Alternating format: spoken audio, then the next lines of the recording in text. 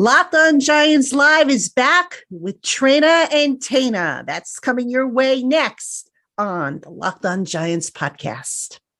You are Locked on Giants, your daily New York Giants podcast. Part of the Locked on Podcast Network, your team every day.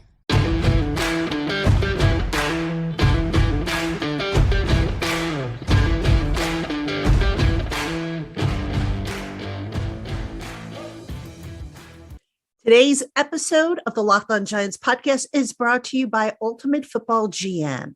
Ever dream of becoming an NFL GM and managing your own football franchise? Then this game is definitely for you. To download the game, just visit ultimate-gm.com or look it up in the app stores. Our listeners get a 100% free boost to their franchise when using the promo code Locked On. That's in all caps. Again, that promo code in all caps is Locked On. And that game can be found at ultimate-gm.com. What is up, everybody? Welcome to Locked on Giants Live. You got Patricia Traina here, Traina, and I'm joined tonight by Tainah. Dog isn't going to be with us tonight, unfortunately. He's not in town, so he's off probably getting some R&R, much deserved. But you got Traina and Tainah. That'll do, right? I mean, nobody's going to complain. What's going on, Tainah? Been doing this for a while. We did it before Bad Dog was on the show. I'm ready to roll. I'm ready to talk New York Giants football with you. Big lots to talk about, right? We're now within 2 weeks of the draft. Now you're getting all these stories that are coming out from, and we'll talk about it throughout the stream, I'm sure, with, people starting to knock Dexter Lawrence for sitting out and Saquon Barkley. Mm-hmm. It's nonsense season. You know that during the offseason, but I'm excited to talk Giants football. And what's to come for this football team this offseason. Yeah, absolutely. And before we get into stuff, I have a couple of things I have to say. First off, I want to send a shout out to my everydayers. These are people who tune in to the Locked on Giants podcast every day. So if you are an everydayer, let me know. Send me a comment on the chat box. If you're listening on the audio streams, send me an email. And, a lot of you did that, when I introduced that group yesterday. It's a special group, and I really appreciate those of you who do tune into the Locked on Giants podcast every day. Tainah, I also have to take a quick moment, and I want to make a dedication here. Yesterday, I got word that a longtime Giant fan, Jim V, I don't want to give his last name, but he was a longtime Giant fan. He's somebody who I actually, when I did my work with Inside Football, which I still do, by the way, he's been one of my longest and oldest subscribers. Jim V was stricken by cancer, passed away yesterday. Oh, wow. And I'm just absolutely heartbroken over that. For those of you who don't know, I'm a cancer survivor. I recently had it checked, and I got back glowing results. And then, to hear that Jim passed away, it just absolutely devastated me. So I want to dedicate tonight's program to Jim V, who was just a wonderful, wonderful human being who when I first started out, believed in me, and who always used to say to me, "Oh, I saw you in the locker room on video," or "I heard you ask a press conference question and you bring class to the group." I always remember that. So Jim V, this one's for you, my friend. Miss you terribly, and let's hope the Giants win one for you this year, because you deserve it, my friend. So wanted to put that out. And then, of course, we could say rest in peace to the MetLife Stadium old turf, but that was good riddance more so than anything. But yeah, thank God for that. They changed the turf out finally. So yeah, I was scanning through Twitter last night. I saw LPG posted a tweet like 2 or 3 days ago. I saw it last night. It looks brand new. Looks great. Hopefully, I don't really care what it looks like. It's more so how do the players perform on the turf. It can't be much worse. I actually did a little research on it when they first announced the type of turf that they're going to have. And yeah, I think that's arguably our best free acquisition this offseason is the changing of the turf. Even if it saves a couple of injuries, that'll be huge for this football team this year. Right. Yeah, definitely. All right. And I see a few people in the chat group, the chat box are saying that they're everydayers. Giants Chronicle podcasts, Cletus, T Bags checked in. I'm sure there's a few others. Let's see. David Dulac checked in. So thank you. Those of you who are checking in, I'm sure there were others. If I missed you, just pop it in the box and I'll give you a shout out if I can as we go along. But let's get into it, Tainah. Obviously, the draft's coming up, rumors are starting to fly and whatnot. Yeah. I've gone back and forth on this with regards to, do the Giants go receiver? Do they go cornerback? What's the best course of action? Now, it's interesting. I've been watching all these mock drafts. And one scenario I posed in my mock draft that I did for Giants Country, and I'm just going to throw it out there for everybody who might have missed it. What if there starts to be a run on cornerbacks and the Giants want to trade up to get one of these stud cornerbacks? I mean, I could see that happening. I don't think the Giants are going to take all 10 picks. Yeah, I actually posed that as a possibility. I think I actually looked back on the tweet yesterday on April 1st. I posed that as a possibility when I looked at the draft board. And generally, I'm not a guy that loves trading up in a draft. If anything, I'd like to accrue more draft capital. But when you look at the draft board, you look where the Giants are picking. If the Giants want to ensure that they're going to get the corner or wide receiver of their choosing, they're probably going to have to trade up. Now, maybe they'll sit there, but you look at some of the teams that are picking in front of the Giants, a lot of those teams could definitely go wide receiver. They need receivers, and I think corners are going to fly off the board. I think it's the strength of this draft, particularly early on. So I would not be surprised at all. Now, I don't expect the Giants to trade up 12 spots. Right. But, a team like the Bucs, for example, I think they're picking 19th or 20th. If you could move up five spots for maybe a third or fourth round pick and make a move like that, I could see that being something that Joe Schoen's interested in this year's draft for sure, if there's a guy that they really love. The other thing I want to say, I'm curious to get your take on this, as the draft has gotten closer and closer, and I've looked at the value and the players that I project to probably be there when we're picking at 25, the more I think it's at least increasingly likely we could go with the defensive line in the first round. I'm not saying we're going to, but I wouldn't be surprised in the slightest if we ended up with an edge or a defensive tackle at pick number 25. Yeah, it's interesting you brought that up because someone asked me that, and I said I could see that being a possibility as well.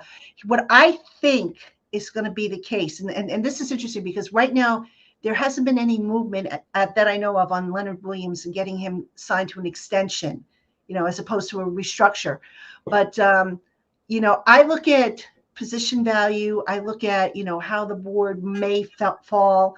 I've been talking to people in the scouting community who do this, year round. I mean, I'll to be honest with you, I only do it like from the time the season ends to the actual draft. So I'm not as well versed in it as the people who do it year round. And basically they say that, the outside people, the media, the fans seem to have a higher opinion of the receivers than the scouting community, excuse me. Whereas cornerback, defensive line, and I think tight end was the other, strong class, which the Giants had loaded this year. Tight end is loaded this year. Yeah. Yeah. Sure. So, if you're the Giants, and I keep saying this, and I know you can't draft for need. I mean, I guess you can draft for need, and teams do it. Yeah. But you got to look down, and this is a question, by the way, I'm going to ask Joe Schoen. Spoiler alert. Joe Schoen, for those of you who don't know, he's talking to the media on April 20th, which means I'm going to be working on my birthday, but that's okay. I'm doing it. That's your birthday? That's my birthday, yes. Happy birthday. Thank you. Double nickels for me. So there you go. Yeah, double nickels. So anyway, I'm going to ask this of Joe Schoen. I'm curious to know when they do the draft, how far down the line are they looking? So a lot of people think, oh, we're just drafting for this year or we're drafting for a couple of years. I'm interested to hear how far down the line he looks at, because you look at the quarterback situation, they really didn't add much to that. They added Amani Oruwariye. I hope I said that right. He's a depth. Adoree Jackson's in the final year of his deal because he's got a voidable year the following year. Aaron Robinson, can he stay healthy? Yeah, and I personally think he's better in the slot too. Right, exactly. And then they, Nick McLeod is going to compete. Cordell Flott. Yeah, Cordell Flott. Yeah. That's I don't know. To me, get a bona fide starter at a future starter there at that cornerback spot. I know it's a deep class. I get it. Yeah. I know that you could get a cornerback as late as round 4, but I also believe there's going to be runs on the position. So do you really want to wait? If I'm the Giants, I go cornerback. No question. Everything tells me if there's a corner worth taking there, we're going corner. I mean, it's the one position. I think so too. Yeah, it's the one position we didn't address, in this year's free agency period. Adoree Jackson, I think it's very possible he won't be with this team after this year. And that's not a knock on Jackson. I think he's tremendous. I think he's very good. Right. But he's a free agent next year. And we've already tied up a lot of cap to Jones, going forward. You got to figure Dex is getting his extension. Obviously, Andrew Thomas is getting his extension. I think they're going to go for a young corner if the right corner is there. I also don't think Joe Shane's going to reach. So if there is not a corner there that they're enamored with at 25, that's where I start to turn my attention as a fan towards, well, they may go defensive line here. They may go tackle. They may go edge or wide receiver. Or maybe they trade up. If one of those corners, one of those top corners starts to slide down the board, why not trade up? Yeah. I can see that because I'm telling you, I would be shocked if they take all 10 picks. And the reason why I say that is because of the cap situation. Now, I'm going to look it up on Over the Cap so that I give you the right numbers here. Like $2 million. We got nothing. We got nothing right now. Hold on. I'm going to tell you the number here because I want to make sure that I have the right information here. So the Giants' total rookie pool as of right now is $10.453 million, but they only technically need a sneeze under $3 million. So they need 2.95 to sign their rookie class. All right. That's the effective cap space. Now, as of right now, what did the Giants have in cap space? Let's take a look here. The Giants they're in the red in effective cap space, 653,731, but they have 2.299 million in total space. Right. So, folks, they're going to need to clear some money someplace. And, trading away a draft pick, even if it's like one of those 7th rounders or something like that, that'll help. I don't think they're going to go crazy. I don't think they're going to trade, away their 2nd or 3rd round pick. But I could see them making a move. Where, I don't know. But I think corner is the position. That's the feeling I get that they're going to maybe hone in on. Although, again, to your point, Chris, if Leonard Williams doesn't budge off of, his stance here and they can't get him signed, now you've got to address that position. So and Leo will probably still play. He's going to play this year, in my opinion, regardless of what they do with that contract. But I don't think there's a good chance Leo won't be here in 2024. And then if you're the Giants, you got to think about that, right? If there's a guy there that you really like at that position, it's not just about this year. As Giants fans, we should know that as much as anybody, right? Look at the evolution of Dexter Lawrence. I mean, you see how important a player he is. We're talking about how now he's a $25 million player, but it took him some time and some better coaching to put him in the right situation for him to succeed. So when you're drafting, you're not just drafting for 2023, you're drafting for 2027. You're drafting for the next 5, 6, 8, 9, 10 years. So I don't think they're going to draft exclusively for need, even though, we're all looking at the corner. But I just think the need matches up with the value for the most part, because I think there's like at least 5 corners, maybe even more, that you could argue are worthy of that 25th overall pick. But I'm going to tell you the guy I hope, I don't think he's going to drop, but the guy that I hope drops, or maybe he drops to 18 or 19, and it gives the Giants the opportunity to move up and go get him. I like Porter Jr. a lot out of Penn State. I think he's going to go before then, but I just think about what Wink could do with him in his defense. I mean, the guy's 6'2" with 34-inch arms. The guy's fast.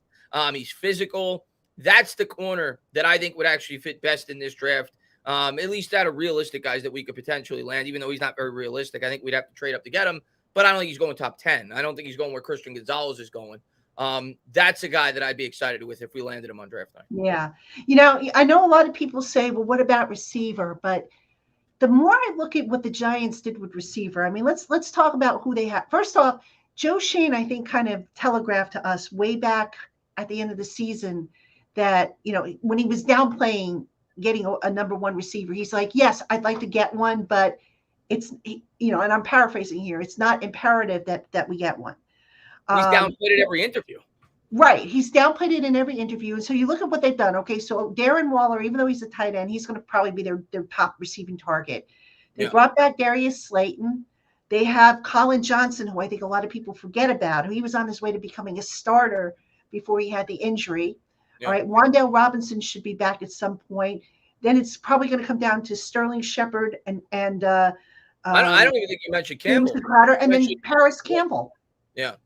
So they have at receiver. Now, do they have a sexy name per se? Probably not.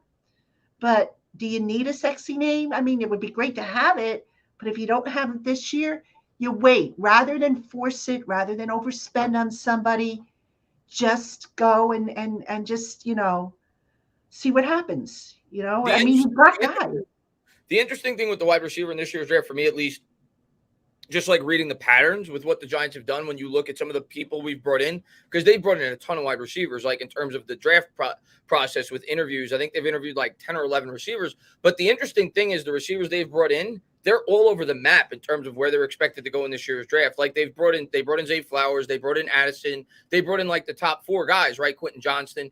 But then you look, they bring in guys like Tyler Scott. They're looking at like round 3 guys, and then they got a couple of round 5 guys. So it seems like Joe Schoen he's preparing himself for various different scenarios. He knows he's going to address the wide receiver at some point in this draft, and depending on which wide receiver gets to him in said round, he'll take him there. But it seems like he's leaving the door open for different scenarios with the wide receiver position in terms of where he's going to take him in this year's draft. Exactly. So that's why I'm thinking it's not going to be receiver. My first 2 picks for the Giants probably going to be cornerback and then interior offensive line, specifically center. And, interesting. Let's talk about center here for a second here. Please. We can all agree that games are won and lost in the trenches. And last year, there was far too much pressure coming up the gut. Now, I know those of you who have read me or follow me, you know that in the beginning, I was a big John Michael Schmitz fan. Yeah. I still like his game. But the more I think about it, the more I'm wondering if maybe they go with Tippmann if he's there. And the reason why I say Tippmann is because he is the most athletic out of the group. So if you want to pull and sweep and trap and do all these fancy things that I think the Giants were doing some of last year, to me, Tippmann from Wisconsin might make more sense. Well, Tippmann had the best combine in terms of from an athletic standpoint. He had the best combine, and I think his stock went up a little bit because of it. Schmitz, to me, is probably the safest of the bunch, at least from what you hear when you watch people do film breakdowns. But a lot of people feel he doesn't necessarily have the ceiling to warrant taking him in the first round, being that he's a center prospect. So we'll see. I'm interested to see what they do. But when you think about it, I actually mentioned this in my mock draft. I didn't have him taking Tippmann. Who did I have him taking? I can't remember. I had him going, who was it? The kid from Ohio State, Whippler? That's who it was, actually. Yeah, I had him taking Whippler, I think in the 3rd round. I had him dropping in the 3rd round. But I brought up a late flyer offensive lineman that I really liked out of LSU in the 5th or 6th round. Scruggs? No, not Scruggs. Scruggs is a center. This guy's a guard.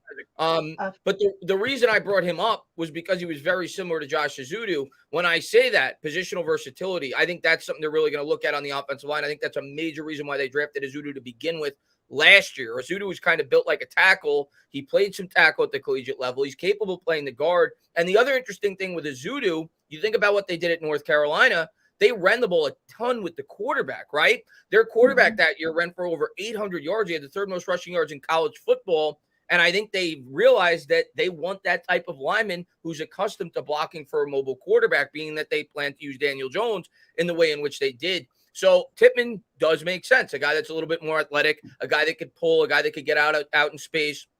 So I wouldn't be surprised if they went that route in terms of having a little bit more of an athletic style type offensive lineman. I wouldn't be surprised. Yeah. And then, once we get into round 3, round 4, it's a toss up. I do think running back is on the docket at some point. And we'll talk about Saquon and Dexter in a little bit, but I think considering that Saquon, and this is just my gut feeling here, by the way, I have a feeling that they don't get a multi-year deal done this year. Yeah. That he's going to play on the franchise tag. Yeah. And matter of fact, I was talking to somebody about this yesterday. Here's what and we were both in agreement about what we think is going to happen with Saquon. Yeah. So to fill you guys in, I might as well talk about this now. I know I said we'll talk about it in a little bit, but to fill you in, Saquon obviously not signing the franchise tag, which means he doesn't have to report to any offseason program, mandatory or voluntary, all right, because he's technically not under contract. What I think is going to happen, he's going to sign by that deadline, that July 17th deadline. then maybe come in at that point and be there for training camp and stuff like that. But see, here's the thing with Saquon. I saw something, I think it was the New York Post had it, where he's allegedly looking for 15 mil a year. Still? Ain't going to get that. 15 mil a year. That came out recently? I don't remember when it came out. I think Serby had it, if I'm not mistaken. I don't remember. Originally, I definitely could see him having that standpoint, but not right now. If you're saying, for me, no, I don't remember when the article was, but I linked it. It's in the article that I did for Giants Country on it was a recent article I did for Giants Country. So there's a link to that article there. But if he's looking for 15 mil a year, ain't going to get it. No. Now, I think a fair contract at this point, factoring in the leverage that the New York Giants currently have. About 13? I think it's what amounts to guaranteed money in 2 franchise tags. So yes. I think it's 10.1 this year. Let's say 23 guaranteed. That's what I think is like a fair contract that I could see maybe them meeting in the middle, because Shane, I don't think Shane wants Saquon to play in the tag in a perfect world. I think he wants to start, showing that it's a welcoming environment for players. He wants to promote his players. He wants to give the leaders of the team the opportunity, but at the same time, based off the running back market, he also can't give Saquon what he wants. But I think if they could come to a terms on like a 3 for 35, 22, 23 guaranteed, that's something that I hope transpires before the year starts. Well, let's play devil's advocate here. Here's what I would think, if I were his agent, and this is what I would probably be telling him, right or wrong, by the way, but this is how I see it. So you play on the tag this year. That tag is guaranteed once it's signed. So 10.1 million. Yeah. Next year, you got to go through this whole, song and dance again.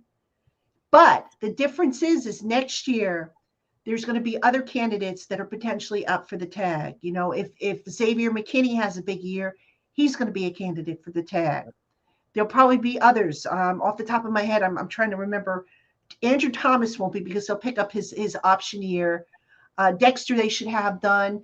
They could also, if they don't get something done with Leonard Williams, they could probably tag him if they wanted to. And if somebody has a breakout season, the bottom line is the tag is not guaranteed to be there next year for Saquon. So if you're the agent, do you say, okay, you know what? We might have to bite the bullet this year, play on the tag, but next year we're hitting the market, because there's no way they're going to use the tag on us 2 years in a row. It's a gamble.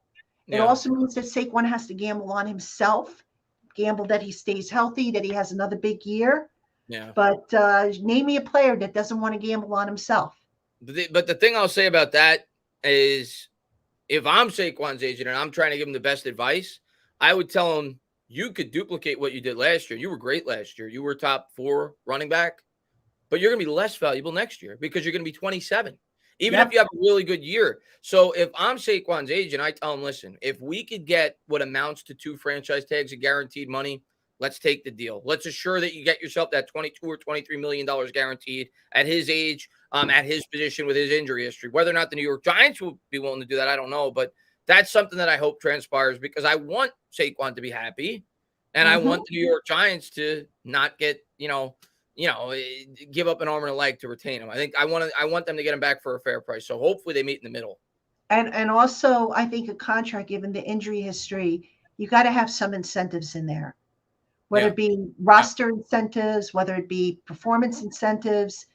You can't just give them a straight up deal and say, here, 15 million APY guaranteed, and the other thing about Saquon, they did, I went back and I looked, Shane did say that they're basically starting from square one, now that they applied the tag. So I guess whatever offer they had on the table, which was, about 12.5, 13 million, somewhere in that neighborhood, is now off the table. The Giants know they have the leverage. So Saquon, by sitting out the offseason program, and by the way, it's not like he's going to sit out the year, because if he was going to totally sit out the year and totally wash his hands of the Giants, he would have been down in Arizona working out with his team. He's doing the smart thing. I mean, listen, he's trying to create a little bit of leverage in terms of maybe contract negotiation. But even more importantly, Pat, he knows there's a very good chance he's going to play in the tag. And he's not going to put his body in harm's way as much as possible. That's the smart move for Saquon. And that's the smart move for Dexter Lawrence, too, until he signs his contract. I know that became like a minor story yesterday. Dexter Lawrence would be a fool. I said this like week 13, week 14, when people laughed at me when I said Dexter Lawrence going to get extended. I said, are you dumb? Of course he's going to get extended. He's only getting $12 million next year, coming up an all-pro season. If I'm Dexter Lawrence's agent, I say you're not touching a football field until you get your $24 million. You see what some of these defensive tackles are getting? So I expect Dexter Lawrence to sit it out until such time they get the extension done. And I think it'll be similar with Barkley. He's going to try to play any little bit of leverage he could get. And I think it's going to get messy. But in the end, I think he'll be back with the Giants. I don't see us trading him on draft day like some people have said. I don't see that. I think he'll be back. It's just a matter of, how he comes back, whether it's on an extension or the tag.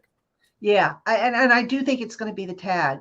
I mean, I at this point, I would be shocked if they get a multi-year deal done. I think Dexter will get one done way before Saquon will. Oh, I think Dexter will be done by the other thing. Here's the other thing with excuse me, with regards to Saquon and maybe the agents thinking here. I don't think Andrew Thomas is going to get his extension this year because basically they don't have the money, nor do they really have to get it done this year because they do have the 5th-year option. That being said, next year, I think is when Andrew will get his new deal. In addition to, like I said, Xavier McKinney.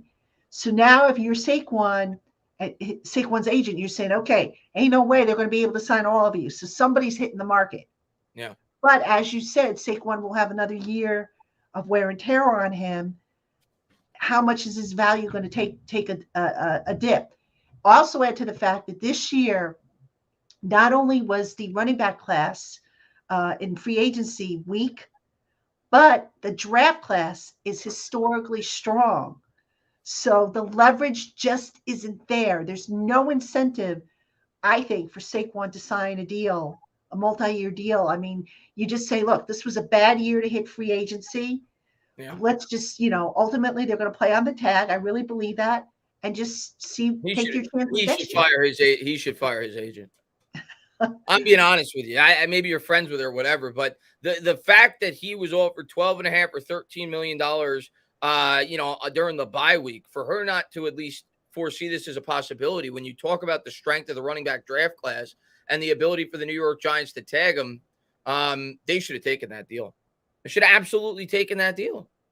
Yeah, but the problem was when that deal was offered at the time, Saquon was the offense. And then he was. No, he was. And then I don't know if this is true. I read something. I forget who said it. So maybe I shouldn't even say anything. But somebody said that when the negotiations didn't pan out, that Saquon, I don't want to say took it personally, but they said that he kind of got a little down or he was disappointed. But, right around then, remember, the passing game started to pick up. Because teams finally figured out how to slow Saquon down, So, I don't know. I mean, I feel bad. I don't feel that bad for him, even though I love him, because he did get paid very well his first 5 years in the league as the 2nd overall pick. It's not like it's Tony Pollard, who was like a day 2 pick, where he never got the big payday yet and he got tagged. But, yeah, do I think he got screwed out a little bit on the deal? Sure. Do I think Barkley would have gotten something more had he hit the market? Yeah, but it is what it is. I can't blame Shane for doing what he's doing. I think it's the right decision on both sides, really. Like, I can't really see fault from either end in this. Even if Barkley holds out this year, I won't hold it against him. I understand it. He won't hold out. I don't think he will, but it's a tough situation for both sides. Yeah, I mean, let's just hope it doesn't turn ugly. I don't think it will.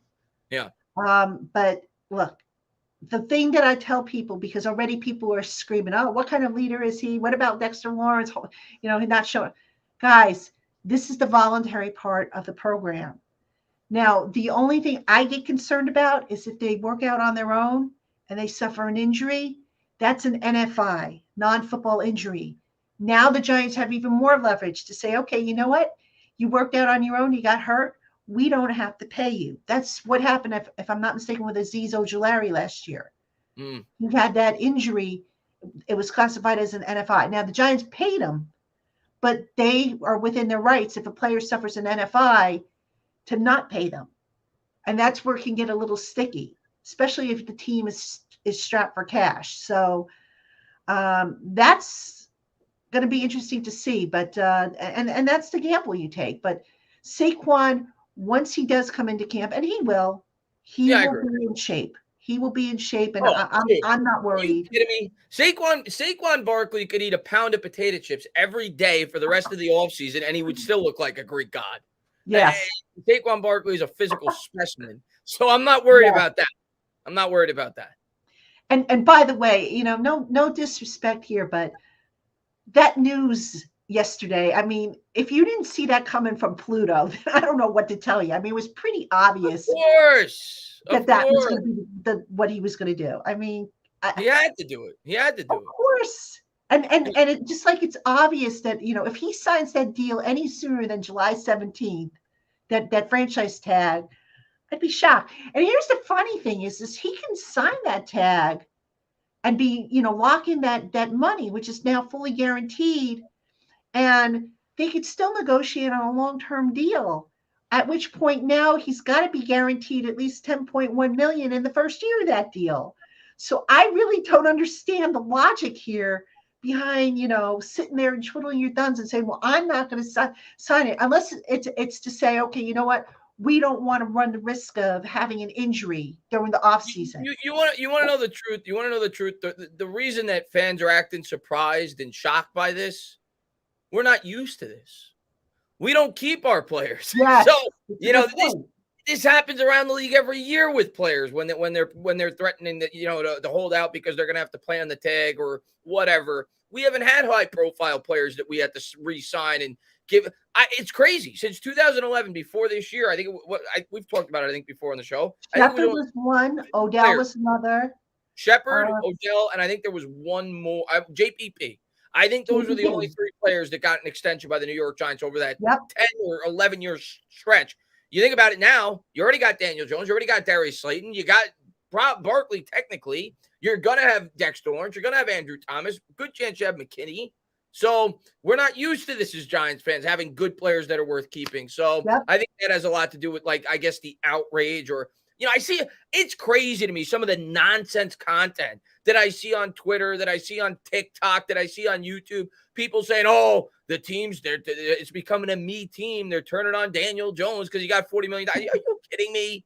This is business. The NFL is a business. Saquon Barkley's doing the right thing. So is Dexter Lawrence, and they'll get their deals, and we'll figure it out. Exactly, and that's a good point. And it's a good problem to have, too. Yeah, because that's what you want. You want to retain your homegrown talent. And I see somebody mention, amazing guy actually mentioned, we re-signed Leo but didn't draft him. We're talking about homegrown talent. Yeah, homegrown. Yeah. So draft picks is what we're talking about here. But yes, Leo is someone who got a second contract, obviously, from the Giants. So, but yeah, it's a good problem to have. It shows that the drafting has gotten a little bit better. We've talked about this before. Gettleman didn't do such a bad job with the drafting, when all was said and done. He did put a lot of core pieces in there. He also swung and missed on some guys, but, most of the core pieces are from Gettleman, and now Shane is supplementing it and, smarter free agent moves. And what I like about what Shane's doing free agent wise is, with very few exceptions, he's not locking guys up to multi-year deals. It's basically a one-year deal. Yeah. Prove it. And his contract with Jones was great too, in terms of the way that he structured it and gave himself options. And the way he approached free agency is exactly how I want my general manager to approach free agency. I'm not always going to agree with every move the general manager makes, but I at least want a good strategy, a good philosophy. And to me, I think most good well-run organizations use free agency as a Band-Aid. And that's what they did. Paris Campbell's a Band-Aid. Darren Waller, in the grand scheme of things, is probably a Band-Aid in terms of being the number one option for the New York Giants. So they got short-term deals, guys that plugged holes for a year or two. And guess what? They're going to get their Paris Campbell this year, probably in the draft. Their long-term Paris Campbell. Their long-term Darius Slayton. They're going to get those guys in the draft. That's how they're going to build this team. But they use free agency as a tool to fill some holes. And what Shane said when he took this job is exactly what he's doing. I want to compete now and build to win long term. That's essentially what he said all, throughout since he's been a Giants general manager. And that's exactly what he did throughout free agency. I'm thrilled by what he's done. Oh, absolutely. The one thing I'll say about Shane, he is, without telling us, he's told us what he's going to do, and he's done it. Yeah. 100%. I mean, if you go back and you look at his presser at the end of the year, he basically told everybody, what his strategy was going to be with wide receiver, that, we're going to upgrade the run defense. We're going to, look to upgrade, the talent around Daniel Jones. Everything he said that they were going to look to do, he's done. Yeah. And how nice is it to have that transparency as opposed to, oh, we're just going to go out and we're going to, just add guys that we think fit the New York Giants mold. Yeah. What, Yeah. Come on. Yeah. Yeah. No, he's definitely been straightforward and transparent since he took the job. And, I guess we're used to Gettleman, who's the opposite of that. And people have been doubting Shane the whole way. But when he has said something, when he's put his foot down, he's meant it. He literally came out and said, we're keeping Daniel Jones. What happened? He said that Daniel Jones was going to be the starter before in last year. What happened? People doubted that. Oh, we might take Malik Willis. We might do this. No. What he has said is what he has meant. And he talked about how he's going to build up the line. Well, he's put a lot of resources into both sides of the line, right? He had Nacho. I think he's going to give Dexter Lawrence a huge contract. I think he's probably going to draft a defensive lineman at some point. He obviously drafted a bunch of linemen last year. McKeithen, we forget about him as well, along with Azudu and Evan Neal. So he's been a man of his word, and I like the way that he's building his football team thus far. Yeah, and here's the other thing. Look at the message it's sending to the locker room. Excuse me. So, when you do what you say you're going to do and you're transparent, now you shouldn't have any problem recruiting guys to play for you. There were a couple things that I don't think panned out. I know everybody asked me about Sean Robinson. What's the story there? I don't think they have the money for him. I think that's what the problem was there. But, they brought in a lot of guys, that were reported, some of whom weren't reported. So they're making moves. They are constantly looking to upgrade that roster. And, I just like the job Shane's doing now. Has he been perfect? No. But I like that he's in step with Dable, that it's not Shane versus Dable. Because in the past, I can tell you there were cases where it was GM versus head coach and nothing got done except for the team to fall down the toilet. So. Yeah, no, they're definitely in sync. You could tell that from day one. It's what I was excited about, and can't wait to see what Dable does year 2 with the New York Giants. I'm really excited about this team this year. I really am. I'm not even like a little bit worried. Like a lot of people are saying they're going to fall off. They're going to win 5 games, 6 games. The schedule's going to be harder. I don't think so. I believe in Dable, and I think he's going to have this team ready to go. I think this team's only going to be better next year. So I'm excited for next year. All right. So that said, let me ask you a question, and I'll also put this out to the chat room too, for those who want to answer it. How much do you feel the Giants closed the gap with Dallas and Philly so far? I think we've closed the gap significantly with the Cowboys. I don't think we're quite there yet because I still think the Cowboys are stronger in the trenches. And a lot of our closing of the gap is going to come down to Evan Neal.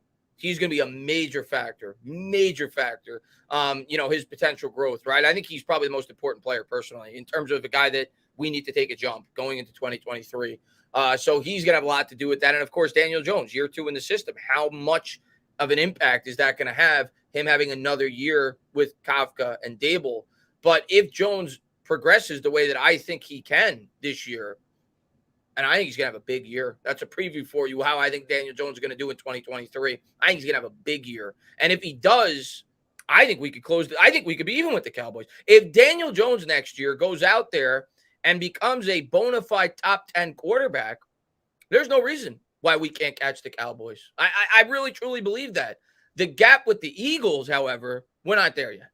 The Eagles they just have a loaded roster. And I know they lost some players, but they got some good draft picks that are going to fill those voids. I think we're at least another year away from the Eagles, and we have to draft very well over the next 2 years. But I do think we can compete with the Cowboys. You look at the scores last year, and you could trick yourself into being like, oh, we were fairly competitive with the Cowboys. We weren't. They dominated us in both of those games, even though the scoreboard didn't say so. We lost by about a touchdown in both games. I think the Giants are going to be close to. I think we'll split with the Cowboys next year. I really do. I think we're going to be close to on par with the Cowboys next year.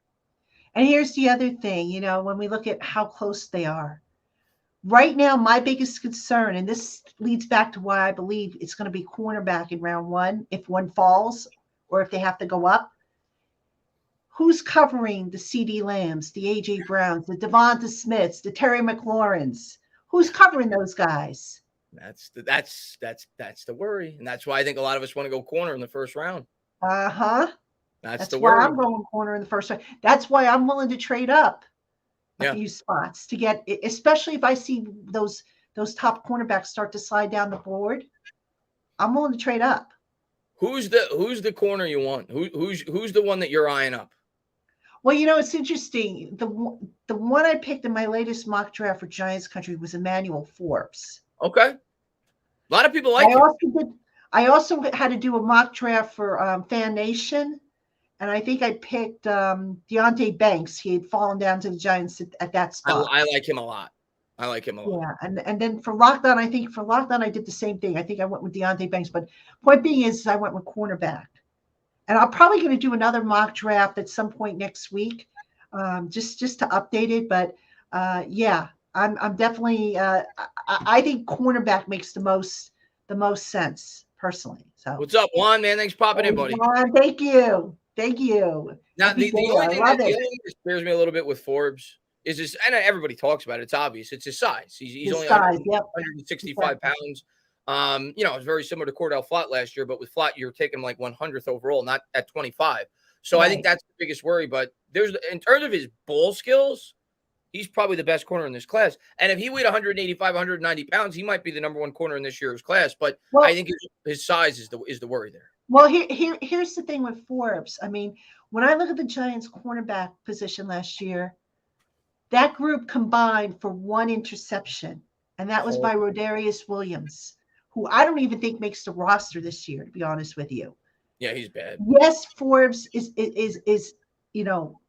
a smallish. Yes, the frame is small, but if he can come in and hold up, and sometimes these smaller guys can, they can surprise you. And he's a ball hawk. If he turns into the ball hawk that he was in college, I'll take it. I don't care if he's got the other measurables. You always want to. You always look for the longer arms. That's important for a cornerback. He's over 32 inches. He's over 6 feet tall.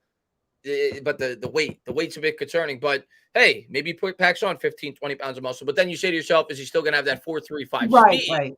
If he puts on 20 pounds of muscle. So I think that's the concern that a lot of people have with Forbes, but he's certainly a guy that could be our pick at 25. He's got talent.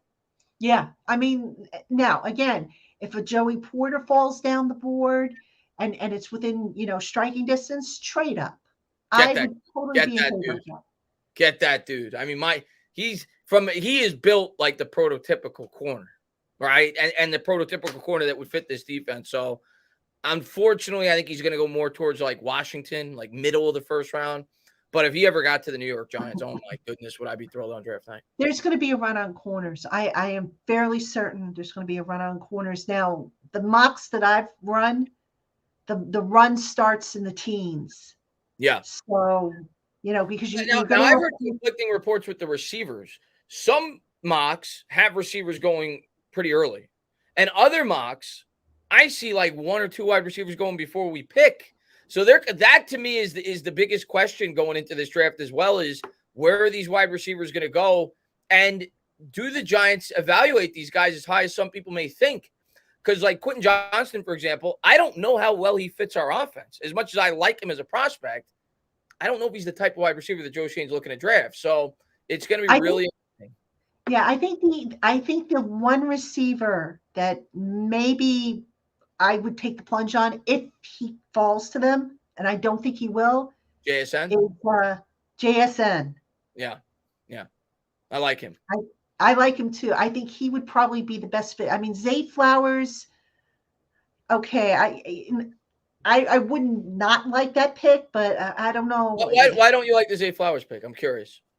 I don't know. To me, when I look at the receivers, I just think JSN is just the best option. He's above the rest. Yeah, I just think he's the best option. I think at that point now, because when you're at 25, now you got guys who could, the cluster of grades start to bunch up to where you say, okay, could I go in a different direction instead of, going here? It depends on how they view it, but, receivers, I wonder if there's going to be a big run on receivers. I know there's going to be a run on cornerbacks. I mean, every scout that I've talked to says expect a run on corners.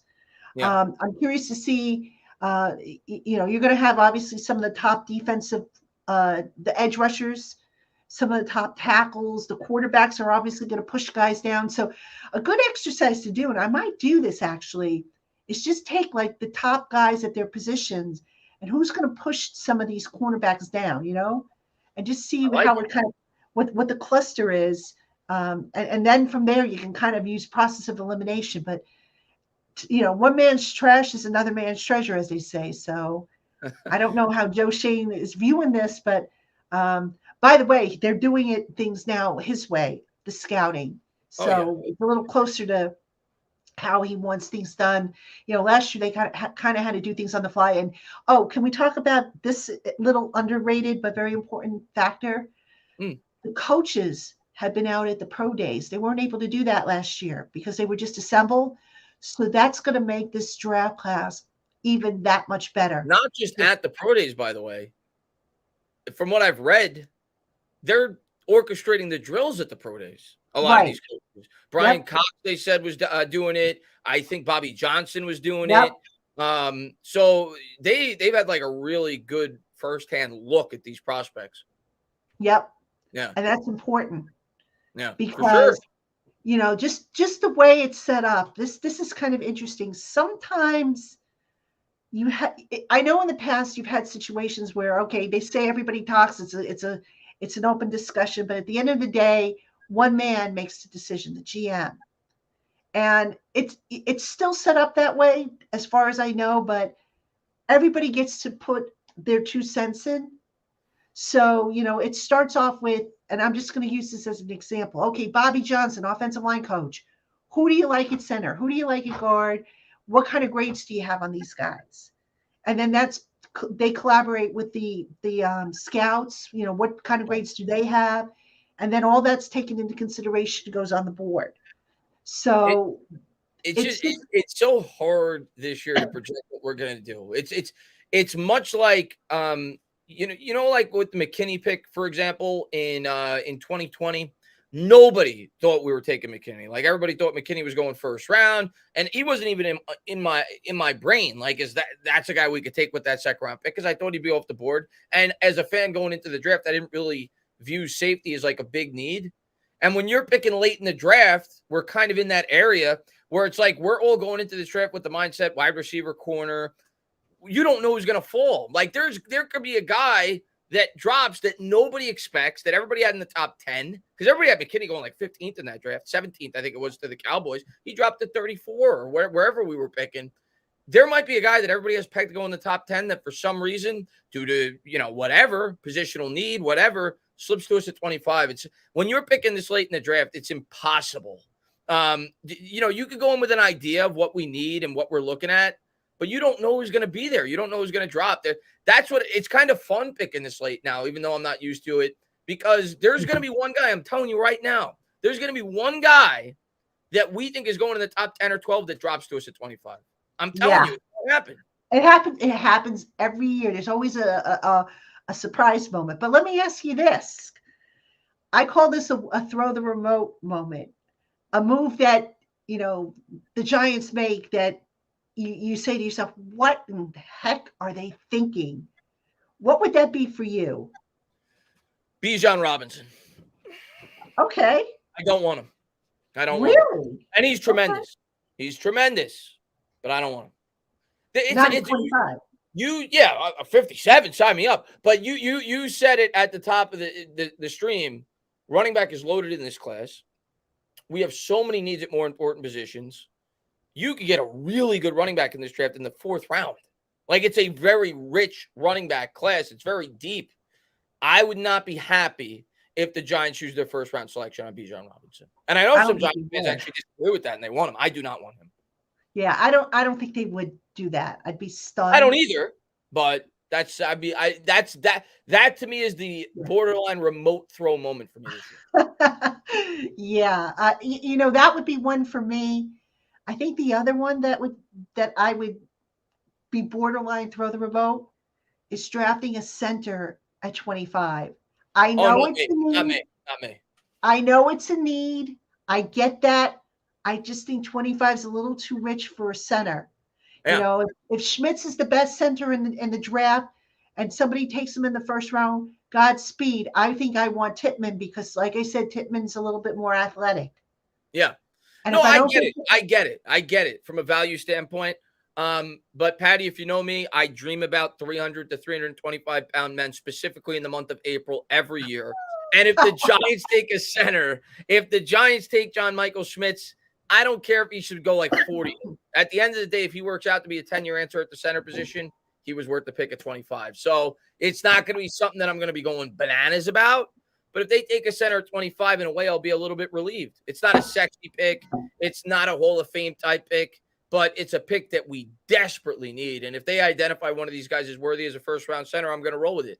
So I would not flip out. But I get it. I definitely get the argument because a lot of people don't think that there's a center worth taking, in the first round of this year's draft.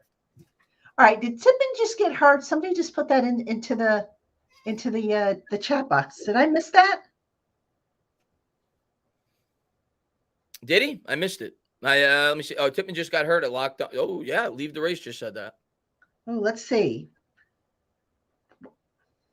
Was Joe from injury to complete for? I'm looking here. I don't see. I wonder. I mean, can you give me some more information? What did he get? Let me see if I can find it. Let me see if I can find it. I don't see anything. I'm looking it up on my phone here. Joe Tippmann injured. I don't think he got hurt. I know he had an injury. Let's see. Joe Tippmann. I know he had an injury, but I don't think he got hurt recently. I don't see anything. Yeah, I don't see anything either. If you've got more information, put it in the hamstring. Okay, he's saying it was a hamstring injury. Okay. I mean, I'm not saying he's lying. I just don't see it. Yeah, I mean, if it's a hamstring injury, remember they don't play football until September, so plenty of time. Yeah, I wouldn't be too concerned if that's what it is. So we'll see. Yeah, that's new to me. Joe Tippmann hamstring, huh? Might be a minor tweak. So all right. Yeah. So I got it here. University of Wisconsin. Yeah, University of Wisconsin official says every NFL team is scheduled to have a rep here. Tippmann was recovering from a hamstring injury when Wisconsin held its pro day. So that was like a week ago that came out. Okay, yeah, all right.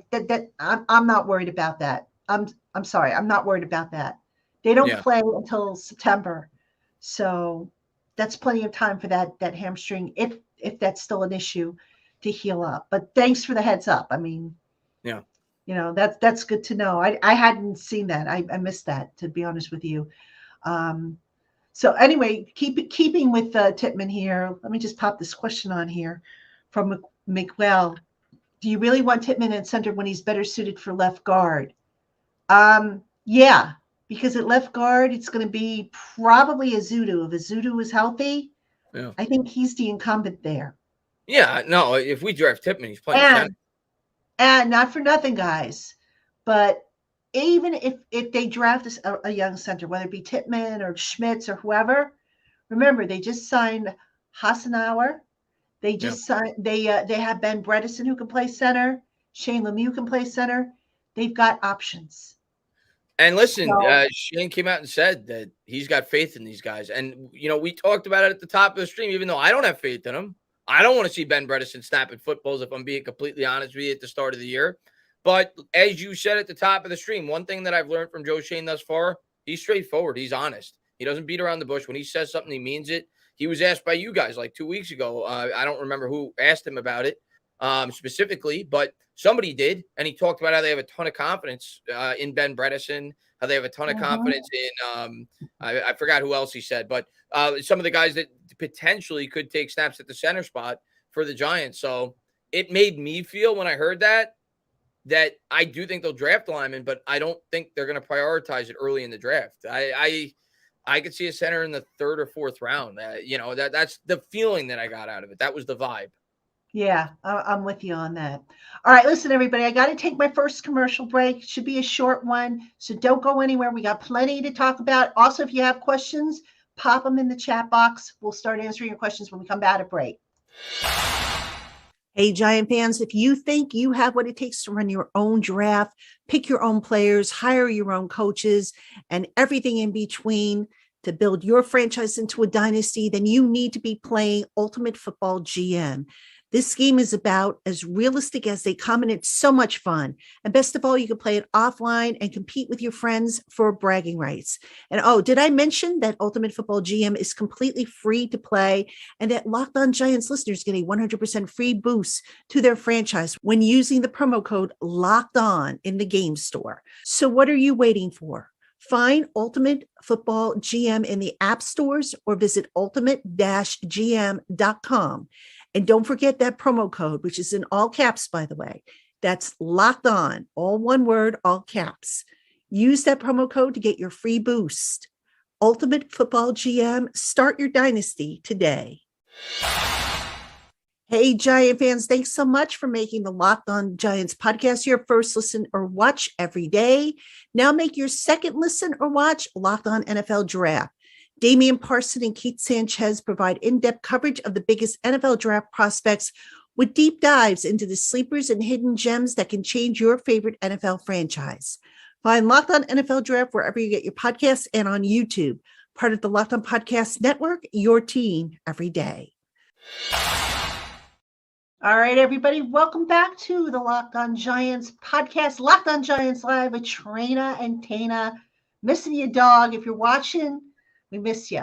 We'll have to do another show maybe after the draft. And speaking of which, some of you asked me if we're doing anything special for the draft. I don't know if you're doing anything special, Tainah, but from my perspective, folks, I'm going to be on site with the Giants. So I'll be in the press room.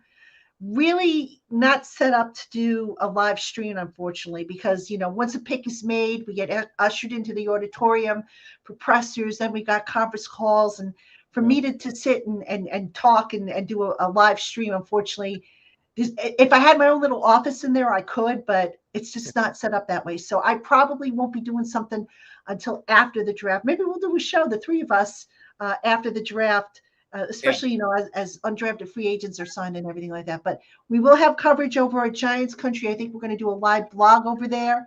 So there will be plenty of stuff. And of course, I'll have videos and stuff as I can get to them. And what I'll do is I'll go outside, tape them, and post them for you. So I'll try my best to keep up with everything. One person that I got to juggle the podcast and the writing, but I'll get it done for you. But anyway, all right. Folks, make sure if you have questions, pop them in the chat box. We'll start answering them. Let's see. JC Silver, let's grab this one here. Do you really think the Giants will draft 10 players, or do you see a trade up somewhere? JC, we've been talking about this. I don't think the Giants are going to draft 10. And again, it's not so much, I look at the finances. I don't think they need to draft 10. If they do, I won't be upset, but if they can trade up for a cornerback, one of those good cornerbacks that falls to like the teens, I could see them maybe looking to package something. The question is do they have the collateral to move up? Because remember, they traded away one of their thirds to get Waller. That would have been great collateral to trade up. So maybe they don't have the firepower to trade up. I don't know. I mean, what do you think, Tainah? I don't know. I if you would have asked me that question in 2020, I would have said there's no way we're going to keep all our picks. I think we had like 11 picks. We had a ridiculous amount of picks that year, and we did. So you never know. I think the right deal has to present itself, for the New York Giants to want to trade up. So I think it's got to be the right scenario, but I wouldn't be surprised if they just stood where they were and just drafted the 10 players. In an ideal world, maybe I'd like to trade one or two to move up and get a high-end corner or wide receiver. But if they stamp at, they stamp at. We got a lot of holes. We need a lot of depth, We talk about it every year. This team needs to improve their depth. What better way to do that than to keep as many picks as you possibly can? So I won't be upset either way. If they keep the 10, if they trade up, I think there's a lot of options that Shane has going into the draft. When you look at this draft, I mean, is there one particular position where you say to yourself, I won't be too upset if they don't address it? I don't think I'm gonna be upset no matter what in terms of if they don't address any type of position because we have holes all over this team. But if there was like one position in this draft where if we didn't make an ad there, I mean, I could definitely see us like ignoring the safety position. Everything that I've read that the safety position in this year's draft is very thin. Even though we don't really have much talent there outside of obviously Xavier McKinney, who's a pending free agent after we lost obviously Julian Love. But I would say the safety spot. It's supposed to be a weaker safety class, so and to me, it's not one of the more important positions on a defense. So if they come out of this draft without a safety, I'm not going to be too upset. Yeah. And now let's see. Speaking of safety, Lead the Race asked about Brian Branch at 25. And, versatile, could replace Darnay Holmes in the slot. I'd like to see them move Aaron Robinson to the slot. I mean, I don't understand why they moved him out of the slot. He played that in college. They put him on the outside. Now, I know he's had injury issues, but why did you draft him if to play him out of position? I don't understand why teams do that. They draft the guy that played one position. Now, offensive line is one thing, because obviously guys project differently. But when you're talking defense, why would you draft a guy that was that his film was in the slot and now you're putting him on the outside? I don't get that, And I think we talked about this earlier in the pod, how it made more sense to maybe put Aaron Robinson back in the slot because now you got height and he could deal with, some of those bigger guys, those bigger receivers, tight ends and what have you, and give you a better matchup there. I get scared, and I'm not saying with him specifically, but when I start to hear, specifically on defense, when a guy's kind of like a guy that doesn't have a true position, I get scared of that. You think back to Isaiah Simmons a couple of years ago when everybody's like, oh, he's fast enough to play corner. He's strong enough to play linebacker. Like a lot of times when you hear that about a prospect, I'm not the biggest fan. I think I'd rather have a guy that has a defined role. And I'm not saying Branch wouldn't, but I've seen a lot of people say he's better suited in the slot. He's better suited at safety. He's better suited. He just seems to, I get the vibe with him. He just seems to be one of those prospects that like people don't quite know what he's best suited to be in the NFL. And I don't like that when I'm talking about a prospect. I wouldn't be I'm not going to be screaming if we take the guy, but I'm not the biggest fan of taking prospects like that early on in the draft. Yeah, I'm with you on that. I don't like this jack of all trades stuff. Yeah. It makes me a little squeamy, especially with a premium pick. So I'm definitely with you on that. All right, Jacob Petruzzi asks, does the Saquon situation cause you to take a running back rather than later in the draft? No. This is a deep class for running backs. Yeah. I am not concerned about that. First of all, Saquon will be on this team, barring something really funky happening, like an injury, a season-ending injury. But he will be on this team.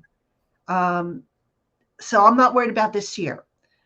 I would add depth because, again, when I look at the mock drafts that I do and the roster building process, you have to have your eye on down the line. You have to look at, okay, what's my situation going to be next year? What's it going to be 2 years from now? Matt Breida is back on a 1-year deal. Yeah. Saquon is going to probably play on the franchise tag, as we've been talking about. They do have Deshaun Corbin. Okay, how much has he developed? Well, they have Brightwell. Yeah. So you need depth at that position. No doubt about it. And let's be real. Our second best running back is Daniel Jones.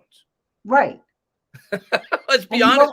You really don't want Daniel Jones to be, No, I don't want him to be, but he is. Right. No, I get it. Yeah, and I think that's even more of a reason why I do want to draft a running back in this draft. I want to become less and less. I definitely want Jones to use his legs because I think that needs to be a part of his game because that's a strength of his. But I don't want him to be as reliant on that. Like I don't want him to feel the need to have to rush for 800 yards next year for us to win football games, right? So I would definitely like a running back, but I don't want to take one early. I think it's too deep of a class. I think we have needs at more important positions. But if we get a guy in the 4th or 5th, yeah, I'm all about it. I want to take a running back at some point in this draft, just not early, just not in the first couple of rounds. Yeah, absolutely. All right. Zach Attack 5858. No doubt we need a center. What is the latest round we can get a great center in? Probably third or fourth, I would think. I mean, Scruggs, I think, could probably be in that 3rd, 4th They range. seem to like Scruggs. He kind of came out of nowhere, and you've seen a He's lot of rising up teams. the boards. Yeah. Yeah, you've seen a lot of teams start to talk him up, and the Giants were, I think, the first team that I heard about being like somewhat interested in him. But I've read like 6 or 7 teams. He was projected to go in like the 6th or 7th round. Now a lot of people have him going in that 4-round area. So Yeah. we'll be shocked if we take him because Yeah. I think. as we saw last year, Patty, the Giants don't care. Everybody does all the, myself included, we all do it. But everybody does all this homework and they look at these mock drafts and they say, this is where this guy's supposed to go. The Giants don't care about that. If last year's draft that shows you that, nothing will, right? Nobody thought Azudu was going to go where we took him. Nobody thought Wandell was going to go where we took him. They're going to identify guys that they feel fit what they're looking to do, and they're going to draft them. So if they view him as a guy that's worth, that could be their starting center as soon as like 2024, they'll throw a 3rd or 4th round pick on the guy if they feel he fits their offense. So wouldn't be shocked if we take him, a little bit earlier than some people may think. Yeah. Hey, you know what? I wanted to ask you this because I think this is kind of telling. Everybody says that the tight end class in this draft class is deep. Yeah. But yet here the Giants are. They go and they acquire Waller, which was a good acquisition. Let's not kid ourselves. They brought back Lawrence Cager. They have Dre Miller coming back. Obviously, Daniel Bellinger is coming back. Does that kind of suggest to you that maybe Shane and the Giants don't think this tight end class has what they need? Like, I know everybody wants the next Travis Kelce in this draft. Does that tell you a little something, do you think, about what the Giants think of this class? No, me personally, no. I don't think that has any bearing because here's what I'm going to say. They've done some homework on some of these guys first off, and there's a lot of good tight ends in this class. I think Kincaid is really good, along with what's his name, the other guy that they brought in for an interview. That why is the name escaping me? He's projected to go in the 1st round. A lot of people like him. Who is it?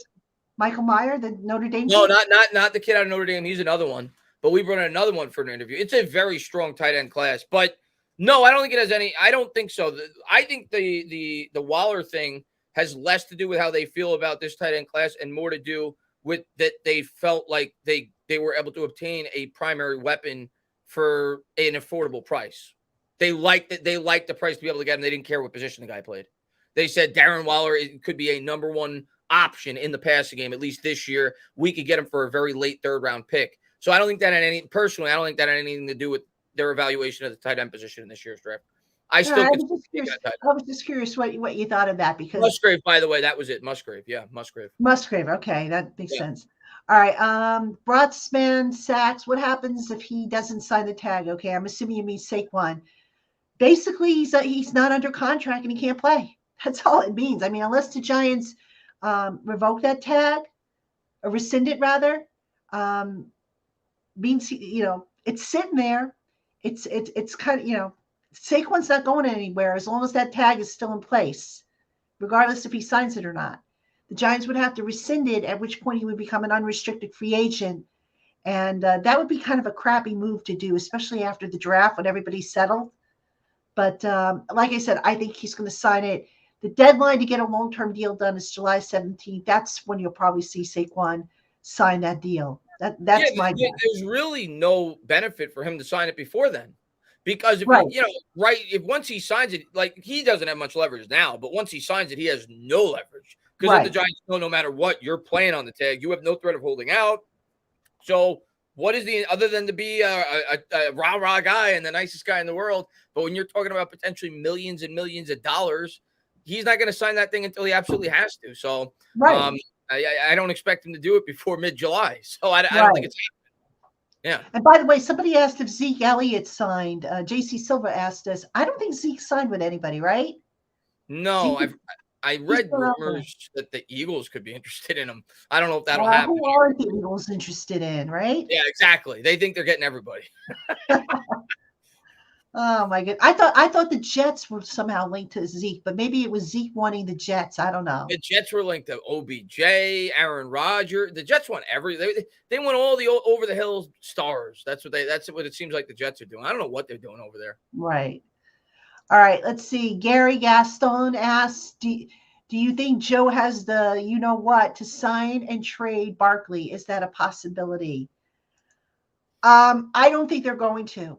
John Mara likes Barkley. Now, before you say anything, it is Joe Shane's call. I think if Joe Shane got a really super offer, like a knock your socks off type of offer, I think he would probably consider it.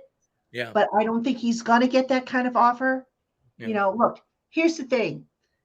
With the franchise tag, that comes with compensation of 2 first-round picks, which obviously the Giants, I think, would take in a heartbeat if they got that.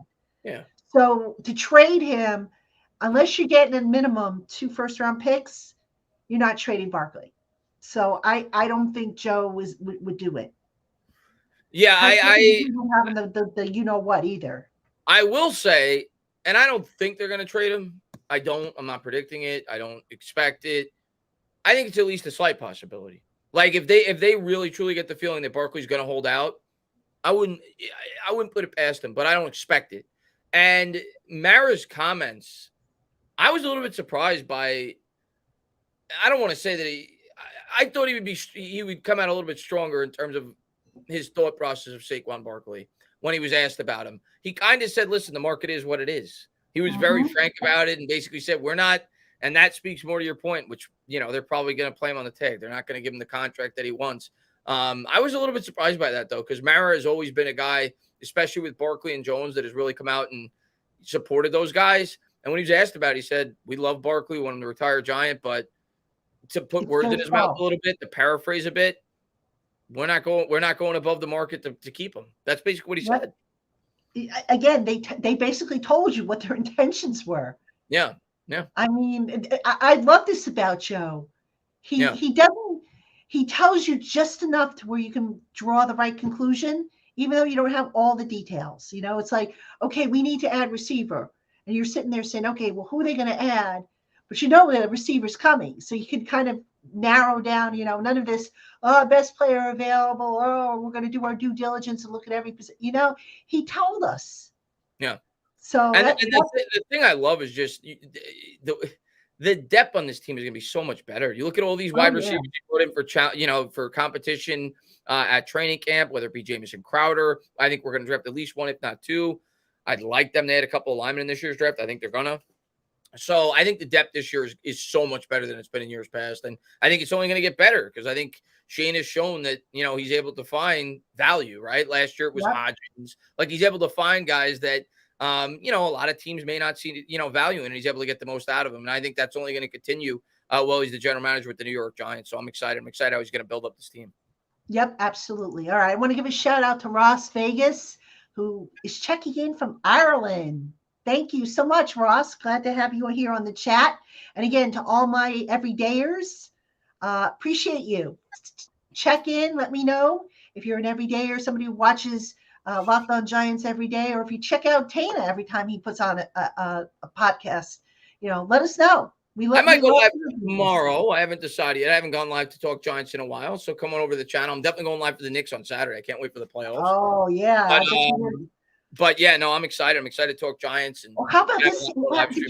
Did you see that fact? I think all the hockey teams in the area and all the basketball teams are in the playoffs, right? That's crazy. All the New York teams, right? Am I right? Wild. That's wild. The Nets are in the playoffs, right? I don't follow basketball. Actually, now that you mention that, the only New York team who did not make the playoffs, because the Yankees made it, the Mets made it, the Giants made it, the Nets made it, the Jets. Jets. You got to catch up, guys. They're the only team, even Buffalo. I mean, technically, you could also say the Buffalo Sabres got knocked down too, so they're in New York. But I'm talking about in this area, you got all 3 hockey teams: the Islanders, the Rangers, and the Devils are all in the playoffs. The Nets, I think, are in the playoffs, and I believe the Knicks are in the playoffs. Right? That's wild. Again, I don't follow basketball, so I'm assuming. I know the Knicks are in, but I don't know. I think the Nets are the 6th seed in the East. So isn't that wild?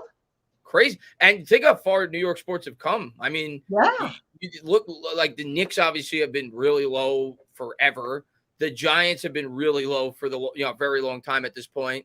The Mets, before Steve Cohen got in there, now they're starting to turn the corner. So, yeah, New York sports, and I think the Jets are going to be better this year too. So, Yep. New York sports is definitely on the come up. Although I question the wisdom of bringing in Aaron Rodgers, but that's the Jets' problem. Yeah, We'll see. Brett Favre part 2. Yes, exactly. All right, Kelly Fisher checks in. She's an everydayer. Kelly, thank you so much for checking in. Appreciate you. Let's see. Thanks for popping in, Kelly. Appreciate the support. Yes, absolutely. Let me see. All right. To my point about, here it is. First time since 1984 that all the New York teams. That's wild. That is wild. That's wow. Great. Yeah. That's crazy. That is crazy. I mean, it's going to be exciting. And did you see it might be the Devils and Rangers in round 1 of the Stanley Cup? I have heard that. Yeah. I don't know, I have heard that. That'll be a fun series. I'm telling you, my husband and I, we're going to be at each other's throats. He likes the Devils. He likes the Devils. I like the Rangers. I've already told him. I said to him, I ain't talking to you that whole week. I said, the Devils and Rangers play. I said, I'm not talking to you the whole week. So he's like, Devils are going to kill the Rangers. I'm like, we'll see. We'll see. Devils have been playing well lately. Yes, from what they I've have. seen. Yeah, they've been hot. They have. But we're already bracing for this because, my house is going to be split up. Oh, goodness. Thank God we have other things in common, too. So anyway, all right, let's see getting back to, it is official. It is going to be Rangers versus Devils. Ooh. That's awesome. That's awesome. Ooh, baby. Wow. All right, let's get back to football. All right, if you have questions, please pop them in the chat box. All right, Chris, in terms of the Giants roster, I think we can both agree getting back Wink and Kafka, huge. So that said, let's start with the offensive side of the ball. What changes or enhancements do you anticipate seeing from Kafka with this offense, given the talent that they brought in, given the expectations for Daniel Jones year 2? Oh, I think it's going to be night and day. I think you're going to see a completely different type of offense next year. I'm telling you right now, people are going to call me crazy going into next year. I think Dan Jones is going to have a massive year. I think Dan Jones is going to have a big year. I'm not saying Pat Mahomes, but I think he's going to have a big year. I think Giants are going to throw the ball a lot next year. I'm talking over 4,000 yards next year for Daniel Jones. I'm talking 300 yards through the air. I think we're going to be a different dynamic in terms of an offense next year. They're going to open up this playbook. I think Waller's going to open up the middle. That's only going to enhance a guy like Darius Slayton on the outside. You get Wandell back in this lineup, all the trickery that you could do with him in terms of pre-snap motion. Paris Campbell with his speed and his ability to be able to play both on the inside and out. I think we're going to add another weapon in the draft. You think about Bellinger as the tight end too. All the added attention that Waller is going to have to command from the opposing defense. And I didn't even mention Saquon Barkley coming out of the backfield. Plus, we may add another running back in this year's draft. I think Evan Neal's going to be more mature next year. I think this offense is going to look much better. Last year, the Giants offense took a huge leap. People don't realize that. We went from 32 to league average, 17th in points, 15th in yards. I think we're going to be a top 10 offense next year. I think we might be a top 7 or 8 offense next year. I love our coaching. I really do. And I think with the pieces that we've added, I think the Giants are going to be a fun team to watch next year. Get your popcorn. Yeah. I mean, everybody just needs to stay healthy. That's my biggest concern. I'm being honest here. All right. What about on the defensive side? Now, I'll start on this one, actually. Whereas I think there was a little bit more of a dependence on the safeties because the linebackers were so in coverage. I think the linebackers are going to be a little bit more stout. That position, I would expect the run defense is going to be a little bit better. But schematically speaking, we'll probably see, I would think, more man press. I mean, at times last year, I don't think they could because of the injuries and whatnot. What else do you think, we might see? Okereke is the biggest difference. Yeah. I mean, Bobby Okereke is the massive upgrade for this defense. And I think the overall depth on the defensive line. Because I think Nacho's got kind of an under-the-radar signing that a lot of people aren't thinking about. But I think that's a big move for the Giants. And just the addition of Okereke, now that's going to help the run defense tremendously, which was the biggest Achilles heel for this team last year. And the other thing that I'm going to tell you, the biggest addition in my opinion, to this defense outside of Okereke is Kayvon Thibodeau year 2. I think Kayvon Thibodeau year 2, as good as he looked year 1, he's going to look a lot better year 2. And if he becomes suddenly a premier edge rusher in the NFL, which I think he could easily become as soon as next year, that transforms this defense. Suddenly you got Dexter Lawrence up the middle. You got Kayvon Thibodeau, a top 8-9 edge rusher in football. And the addition of Okereke, they could do a lot of fun things next year with this defense. They really can, especially if they had a cornerback in the first round. So I'm optimistic. I'm not saying we're in a Super Bowl, but I think the Giants are going to be a good team next year. I don't think people are going to look at the Giants next year as like a fluky 9-win team. Like if they win 9 games next year, they're going to be like a legit 9 or 10-win team. They're going to be like, this team's on the come up. This team's legit. This team's growing. This team's getting better. So I'm excited on both sides of the ball. I think they've made some, nice additions, and you got to figure they're only going to get better in terms of, knowledge of what they're trying to do offensively and defensively, having more familiarity playing under both Kafka and Wink. So I'm really excited. I'm so excited for next year. Am I alone in thinking that edge rusher is still a sneaky need for this team? I think it is a need. Yeah. I mean, you got Thibodeau, you got Ojulari, assuming they can both stay healthy. They just brought back Cody Ward. I still don't know what they have with Ellerson Smith because he can't stay on the field. And quite honestly, the last time he put in a full season was before the pandemic. So I would not be shocked if they add another edge rusher. Would you? No, not at all. I think it's a need. There's bigger needs, but it's a need. We don't know with Azeez Ojulari. He couldn't stay in the field last year, Azeez Ojulari. And, as Jerry Reese used to always say, and Corsi used to always say, you can never have enough edge rushers. So if you really like an edge in the first round, I wouldn't be surprised at all if the Giants take one. I wouldn't. Yeah. By the way, I hope Ojulari comes in having lost some of that bulk he put on. I think he will because, a lot of people talk about that. And I think what happened with Ojulari is, remember, they were in the process of transitioning coaching staffs. So they really didn't have a strength and conditioning coach in place when a lot of these guys started to train.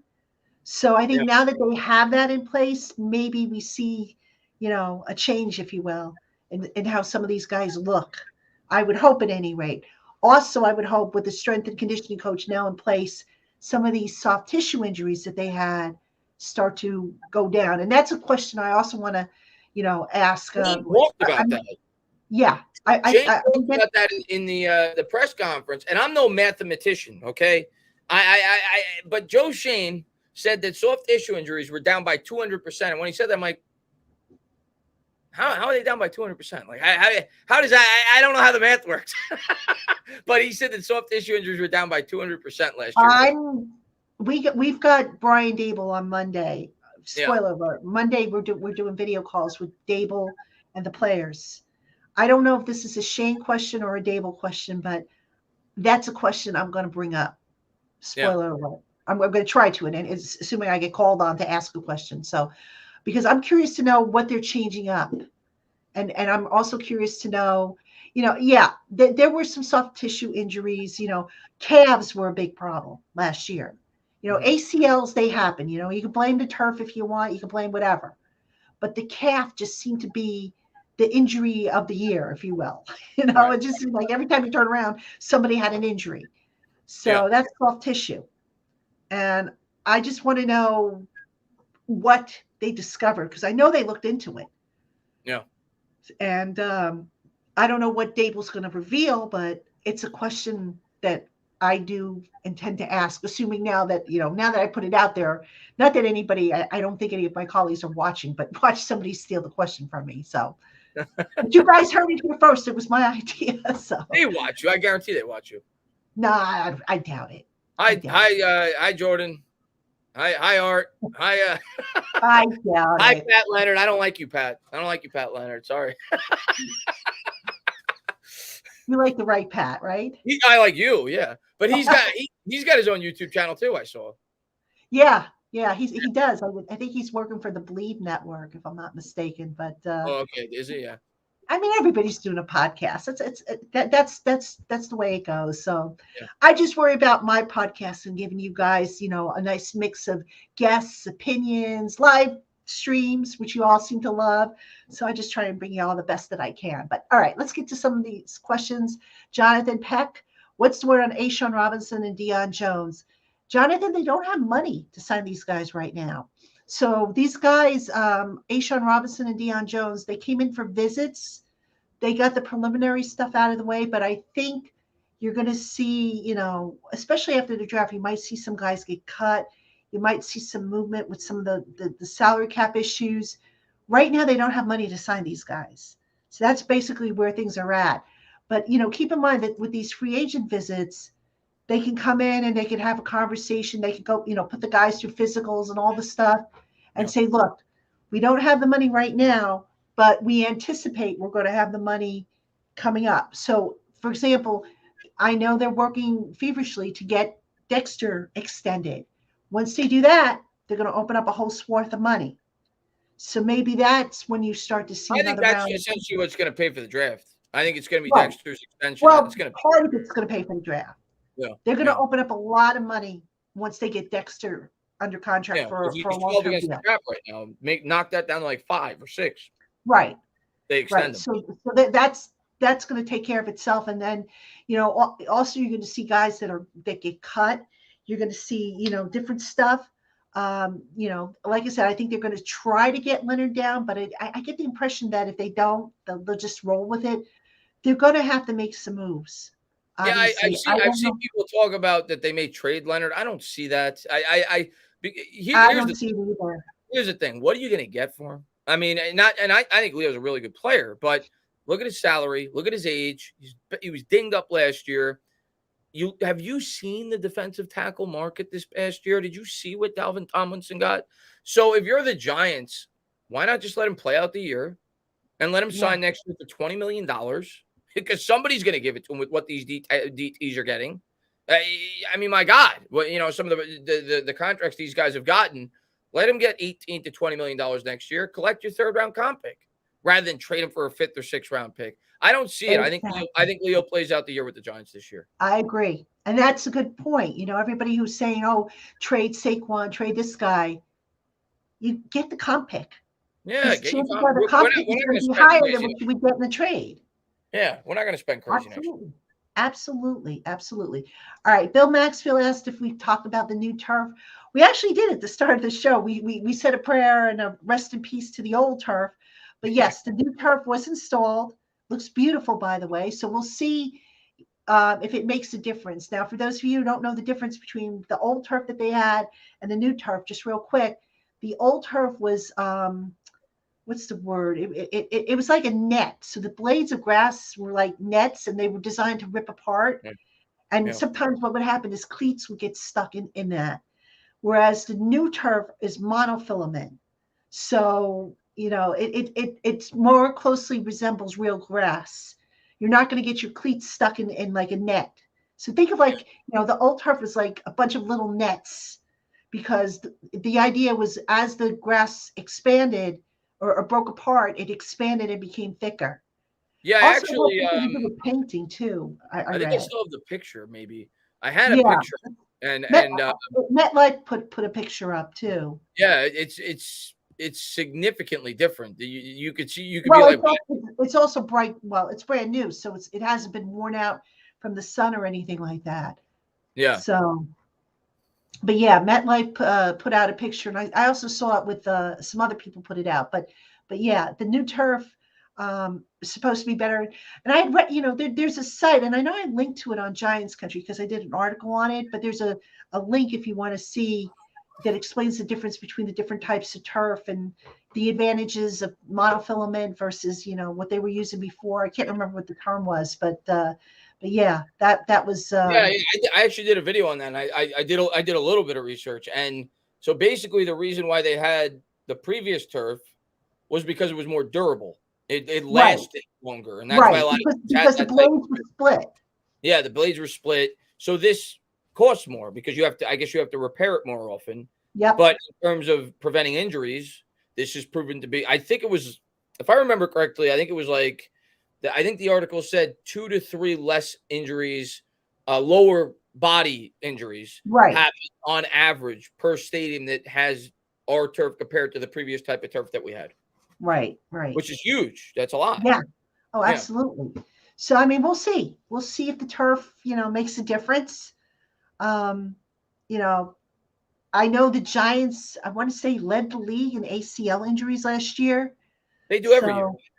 Yeah, so we'll see if it makes a difference. But some of them were also, happen on the grass too. No, they do. So, I mean, Barkley's happened in Chicago. It didn't happen. Yeah, exactly. We talk about neck injuries. I see Kelly Fisher mentioned neck injuries. They've got the new helmets now. They're going to have to wear certain position groups are going to have to wear those Guardian helmets that are designed to help with concussions and neck issues. So that's going to be year round that they'll have to wear them in practice and training camp and stuff like that. So, but not in games though. I don't think in games, no, because those Guardian helmets have the padding. They're huge. Yeah, they're huge. So I don't think they're going to be worn in games. Yeah. So, and also there was a new helmet. Actually, I just saw the press release. I didn't get a chance to read it, but they have a new helmet for quarterbacks too, to reduce concussions from being sacked and having their head slammed on the ground. So. I see, and Max, man, I just want to respond. He says, Tainah, are we getting any more draft content before the draft? Miss you, man. Hope all's well. Yeah, I just, yes, I would say probably as soon as Sunday, because I'm going to go live Saturday for the Knicks. I'm going live like every day leading up into the draft, probably for about that week, for like 7-8 days in a row. We're going live. We're talking draft. We're going to have different guests on. So I'm kind of saving it until like the week of. But probably like 7-8 days leading up into the draft, we're going live a lot. We're going to hang out. We're going to talk draft, get some content creators on. So I'm looking forward to it. I don't want it to get too redundant because to me, it gets stale. It gets boring. Like you just keep talking about the same thing over and over and over and over and over again. And it's like, what are we doing here? Let's get to the draft. But I think that, yeah. Plus you'll start to get some answers because stuff will start to clear up as well. So, yeah. All right. Papa Guzzo wants to know any update on injuries for Beavers, Robinson, and McKinney. We should have updates Monday. Brian Dable is going to speak to the media via video call Monday. I don't have anything that I can give you right now because I don't know, but I'm sure that topic will come up. So tune in Monday. I think Dable is talking. Is he talking at 12 or 12:30? Let me look. I'll tell you exactly what time he's talking. Is it Dable and Shane, or is it just Dable? Just Dable for this one. Shane's going to talk on the 20th. Oh, so Dable's got his own press conference. Right. All right. So Dable's talking approximately 12 noon on Monday, and then the players start at 12:20. I don't know which players they're going to be. Shane is talking April 20th. So, like I said, I got to work on my birthday, but I'll celebrate my birthday the weekend of. So anyway, anyhow, see what I do for this job. I tell young writers all the time when they say, oh, I can't work on Christmas, or I can't work on Thanksgiving, or I can't work because it's my birthday. You don't have holidays when you do this job. This year was tough for you guys because the Giants played on Thanksgiving. They played on Christmas Eve. All right. It was a tough year in terms of the holidays for beat writers. Yep, exactly. So, all right. Wolf Say asked about any draft prospects brought in. Yeah, Wolf, I don't have the list in front of me, but Walter Football does a good job of keeping track of all the prospects. There's been a bunch of guys that have come in. I'll pull it up real quick. I can read it. Yeah, I mean, I know there's been receivers. Let me see if I can find it. Walter Football is where I look too. In terms of visits. I'm going to see if I can find it here. You got it? Yeah, I'll share it with you. Okay, cool. Yeah, let me just scroll down to the Giants and then I'll share it with you. Okay, and then we'll just put it up there. Yeah. Yeah, there's been a lot of guys that have come in for visits, and not just that, but they also track, where they met them. Did they go to their workouts, the specific types the of combine, the All-Star games, where did the meeting take place? I got you right here. Share screen. There we go. Okay, let's add that to the stream. And an ad just popped up. Hold on one second. Let me get rid of the ad. Oh, all these ads. You see, Patty, they're like you. They got ads all over the place. I'm messing with you. That's how they pay for the content, folks. Believe it or not. I'm just kidding with you because we were talking before. The Giants, we've got. Here's the prospects they've met. Yep. Addison has I think this means it was. Let me see what that That means. was a private workout, or Private they brought workout. him in. So Addison Benton, who's an interesting prospect, he's an interior defensive lineman out of Wisconsin. Many think he could go in. A lot of receivers. Yeah, a lot. Bigsby running back. Brent's I like too. He's 6'4".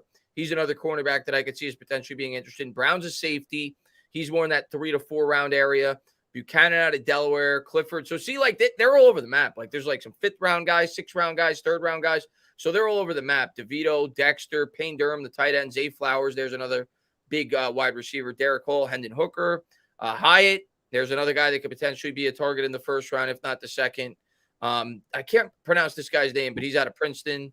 Yeah. Rakeem Jarrett, later prospect. Local pro guys. Oh, you know what's yeah. Did Rutgers have their local pro day? I think they did. They did. I missed it. Darn it. And I wanted to go too. But yeah, look at all these guys. I mean, they made a ton of guys. I mean, so there's been a lot. So there you go. Well, John Michael Schmitz, they met. I didn't see him earlier, actually. So that's a newer one. I remember looking at this a couple weeks ago. He wasn't on there. So they met him. Drew Sanders, good fit. So they've met a lot of guys. And last year, they drafted a lot of the guys that they met. But here's the thing, guys. Just because they're meeting with somebody, sometimes these meetings could be used to rule a guy out. It doesn't necessarily mean that they're going to rise on the draft board or something like that. So just keep that in mind. Yeah. These meetings serve as dual purposes. So, all right. So we got that. All right. So that's your list if you want to look. That's at walterfootball.com. So thanks for putting that up. Yeah. All right. Let me see. Who else? I just saw something. Somebody asked about, JC Silver, who might start at middle linebacker next to Okereke. I don't think the Giants are going to be in their base defense a whole lot, but if I had to take a guess as to who his partner in crime is going to be, I think they would like Beavers, who's more of a thumper, to be that guy. They also added the dude from the Lions late last year. Jared Davis. Yep, exactly. Yeah, I know a lot of people were down on Jared Davis, but remember, they brought him in and basically threw him into the deep end of the pool without him really knowing the playbook as well as he could have, because they were so desperate. The player, I've never seen a situation at any position on this team where they went through so many guys and it wasn't because of injury. It was more because of performance. Yeah. I mean, think about it. I mean, they kept replacing guys in middle linebacker and it wasn't because of injury. And we got McFadden too, by the way, I'm thinking about. Yeah, right? McFadden's. Well, I think one of McFadden, Carter Coughlin, I think one of those two makes the roster. I don't think both are going to. Yeah, I don't think both. I mean, I think Cam Brown will make the roster for special teams, but I don't think the McFadden and Coughlin will make the roster. I'm actually excited about our special teams next year. I think it's going to be a lot better. I hope so. Because we're deeper this year. You got to figure that's going to help the special teams. We added Jeff Smith, who everybody says is a really good special teamer. And I think we have another year to draft to build up more depth on this team this year. So that's one area of this team that I think a lot of people aren't focusing on. Nobody does. I don't, to be honest with you. But I think that's an area that could be a lot better this year, which is important. I think our special teams is going to be much better this year. I really do. We were bad last year in special teams. Well, part of there was 2 reasons for that, I think, because I think the guys that McGahee thought he was going to have, they got pulled up. He lost Julian Love. He lost a bunch of guys. And now all of a sudden you're asking guys who basically didn't play special teams in college or at any point in their career to step in. And it was just, it was only so much you could do. So, I mean, look, T-Mac will take the blame, as he always does, because he's a stand-up guy, but that was a big issue. And, you look at a lot of people said, oh, why did they sign Jeff Smith? Because he's a gunner, people. Yeah. We need a good gunner. He's going to be what Cody Core was a couple of years ago. Yes, because, look, yes, the punter this past year, Jamie Gillian, was inconsistent. But how many times did he place the ball and you said to yourself, gosh, if only they had a faster gunner to down it, that would have been a really good kick. Yeah. There were a few. So that's big. That is huge. Okay. Davey Anonymous asks, who's returning punts? That's to be determined. Don't know. Yeah. You guys on the roster now, but I'm sure you're going to get somebody from the draft class who's going to, compete for that. It won't be Richie James. No, it won't. We don't got to worry about him fumbling 2 punts in the same game. But yeah, that's a good question. It may not, like you said, good chance he's not on the roster yet.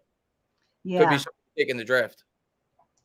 Yeah, I usually that's how they work it. With these young kids coming up, they want an opportunity to prove themselves. So I'm sure they'll figure something out with that. I'm not worried about that. I mean, kickoff returner, they're also going to have to replace as well because they cannot have Gary Brightwell do it. I'm sorry. I like Gary Brightwell, but not as a kickoff returner. No. No. I want an explosive guy back there. No. And his vision was just not good at all. So, all right, folks, got to take one last commercial break, and then we will continue with your questions the rest of the way. Do not go anywhere. We'll be right back. Hey, Giant fans, thanks for making the Locked On Giants podcast your first listen or watch every day. Now make your second listen or watch the Locked On NFL Scouting podcast with the Draft Dudes. From free agency to the draft to salary cap management and more, join NFL experts Kyle Krabs and Joe Marino as they take you through what it's like to build a successful NFL franchise. Follow their show every Monday through Friday. Find Locked On NFL Scouting with the Draft Dudes wherever you get your podcasts and on YouTube, part of the Locked On Podcast Network, your team every day. Hey, Giant fans, thanks so much to those of you who are everydayers, people who are tuning into the Locked On Giants podcast every day. And in case you didn't know, follow me on social media on Instagram at Traina, PATTITRAINA, especially with spring football coming up. We're going to have video clips, interviews, and all kinds of cool things on my social media accounts. Make sure you're following me. Again, that account is at Traina, PATTITRAINA. All right, everybody, welcome back to Locked On Giants Live. You got Traina and Tainah tonight. Next time, hopefully, we'll have Dog. Miss you, Dog. I don't know if he's tuned in or not. He's on the rides in Disney World. Lucky Dog. I tell you, I miss him. Everybody's like, "What? You're not having Dog on? What the heck?" And I'm like, I think he's on vacation. So, good. He's off. He's off this week. Good for him. I'm sure he's planning to do some stuff with the playoffs and he'll probably be going live. I mean, the Lakers games, I'm sure, yeah. Yeah, so there's a lot definitely going on. But anyway, we'll have Dog on again. You haven't seen the last of him on this channel, assuming, of course, that he wants to come on, which I'm sure he will. I think I want to come on. Yeah, I mean, the three of us, when we hang out, we always have a bunch of laughs and stuff. And besides, you notice we haven't gone off topic. Usually we talk about food or something. Then we go. Yeah, we haven't done that yet. We haven't done any food tonight. Yeah, and it's funny because in the chat room, people were talking about food. I think Papa Guzzo actually started the conversation. Yeah, now we should have. Now you got me hungry. Now I already had dinner tonight. Now. All right. So while we're talking football, I've got a challenge for you guys. Since my birthday's coming up, and I get to pick what kind of restaurant and what kind of meal I get, give me some ideas. And I also want wine recommendations. So any of you wine drinkers out there, give me some suggestions. I can tell you my favorite wine. What? Are you white or red? Depends on what I'm eating, but usually I try to go with white. Okay, I'm a red guy, so I'm going to give you red. But when I go with red, I go with Merlot. I like Merlot. Okay. That's my go-to with wine. I like Merlot. And I like sangria. Sangria is great. Great summer drink. Oh, I love sangria. Can't go wrong. Love it. Yep. I'm gonna tell you. What's the other drink that I always love? God, why does it escape me right now? With the mint in it. It's a summer drink. Oh, the mojito. Mojito, love it. Love them. Yep. Love mojito. Yep. Absolutely. Somebody just said to me, pasta with ricotta. I can make pasta with ricotta at home, guys. I want something good. So put it in the chat box and let me know what you think. So, because seriously, I get to pick the place and I don't have to worry about my husband who's fussy saying, I don't want to eat there. I can't find anything to eat. He's the fussy one. I'm not. So all right. So what's your preference? Everybody likes Italian. So that's like a gimme. I did find a really good Italian place in Hillsborough. That was fantastic. Okay. Cafe Piazza. Loved Okay. it. Loved it. Loved it. But it was a BYOB place, but it was really good. A BYOB place. Interesting. Yeah, but it was good. Holy moly. But yeah, I like steak. I'll eat just about any cuisine. I like What's the Mexican, weirdest? Japanese, What's Chinese. the weirdest thing you've ever eaten? The weirdest thing? Yeah. Oh gosh, squid probably, and I didn't like it. Or I've had octopus. squid. Octopus. I've had octopus. I didn't like it. I think I venture a little bit further than you. Have you had rabbit? No. I have. Have you had alligator? No. I have. And I've been down south. Yeah, let's see what else I've had that maybe. I'm trying to think. Indian food. I don't know if that's considered. I'm not a big fan of Indian food. That's the You one. don't like Indian food? I'm not a huge fan of Indian food, and I'm not a super huge fan of Jamaican food, which is weird because I like spicy stuff. So go figure. I like Jamaican food. I've had Jamaican food a few times. I like Jamaican food. Yeah. I like anything. I like anything. Yeah, I mean, I like seafood, Italian, Japanese, Chinese, Thai. Steakhouse is fine. What else do I like? What other cuisines are out there? I'm trying to think. Irish, English Irish. Irish food is so underrated. It really is. You give me the shepherd's pie. You give me the corned beef and cabbage, the barbecue. soda bread. I love Irish food. It's great. German food's great too. Yep. Barbecue. There's a good barbecue place by us, but yeah, Spanish food. Somebody recommended Spanish food, so yeah. But anyway, yeah, drop your recommendations. Name of restaurants, wines, specific wines. There's a great wine that I want to try, but I can't get it shipped out here to New Jersey. They don't ship out to Jersey. It's from the Oregon region. I'm so upset because I wanted to try it. But anyway, okay. Getting back to football, because I know there's people who are saying, let's not talk about food. Let's talk about football here. I want to talk about food, but let's get back to football. Did you not eat dinner? One day, what we're going to do is we're going to have a 2-hour podcast where we just sit and we sample foods together and we talk about them. Oh, that would be so cool. I don't know how many people would show up. We get a couple of people. People like watching other people talk about food. Yes, Miguel, German food is fire. I do like German food. German food's great. That's so funny. All right. Getting back to the Giants. So quarterback. Let's talk quarterback. I believe Giants will draft a developmental quarterback. Who do you like for that role?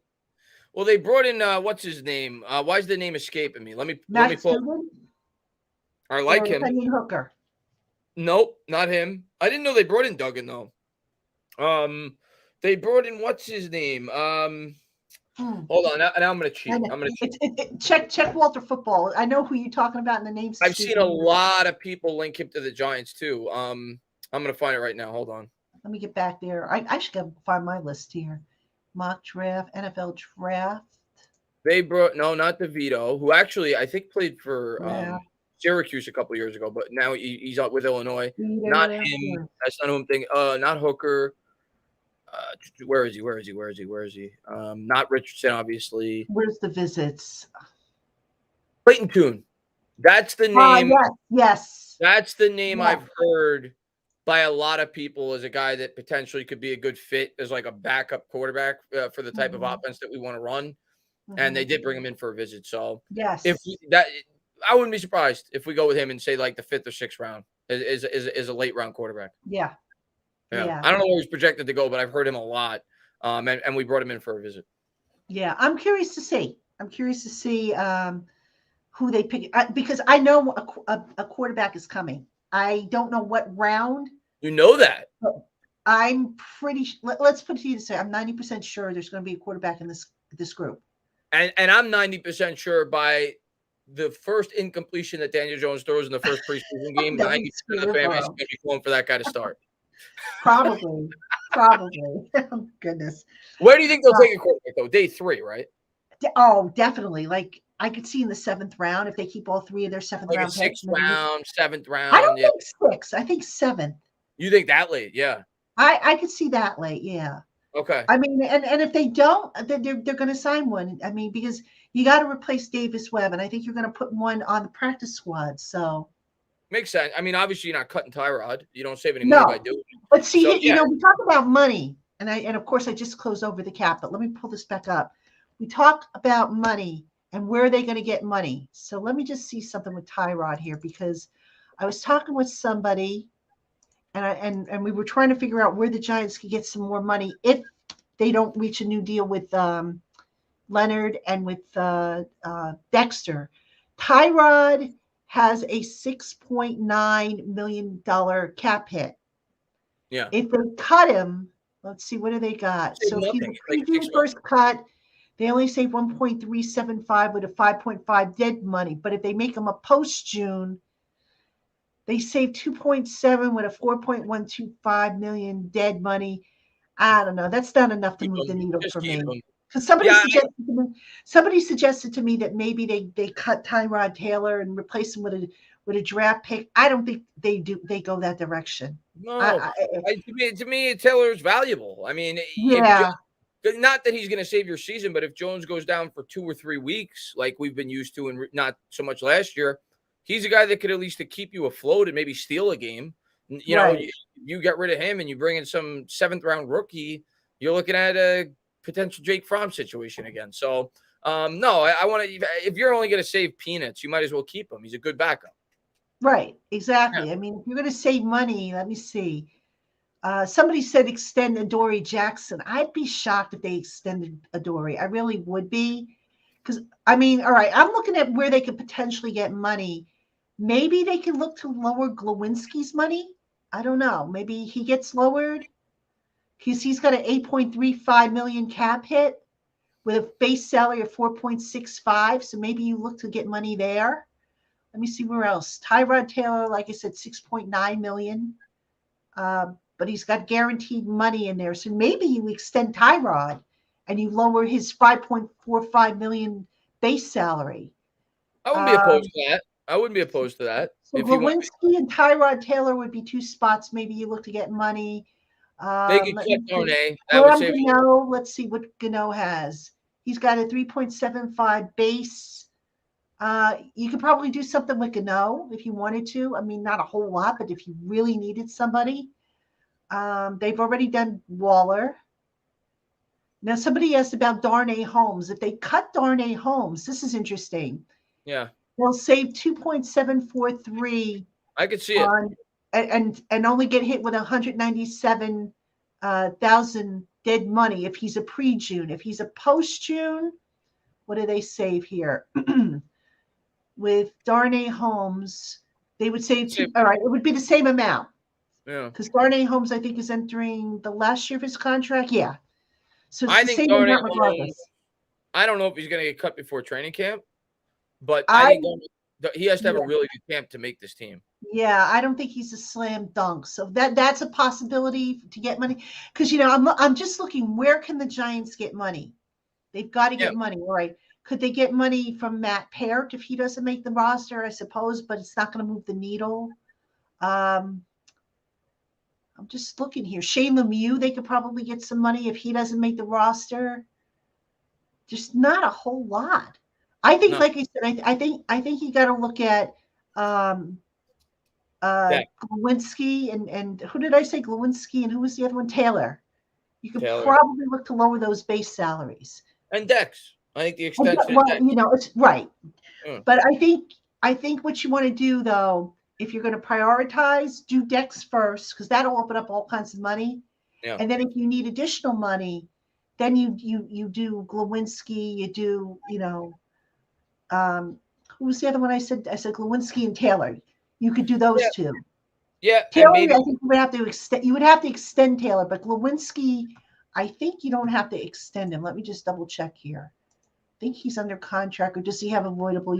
Yeah, Glowinski would be the guy to do it. Barkley too. Maybe if they could work on an extension with him, even though I think he's playing on the tag, but that's another guy where you could free up money if you could work on an extension. There's opportunities to free up some money. Yeah, absolutely.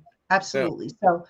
So, but yeah, here's something interesting. I don't know if a lot of people know, but when it comes to restructuring contracts, a lot of times teams could just do it as long as the player is getting the same amount of money that they were due that year. So, like for example, let's say a player had a $2 million base salary and he gets restructured, and $1 million of his base is converted to a signing bonus.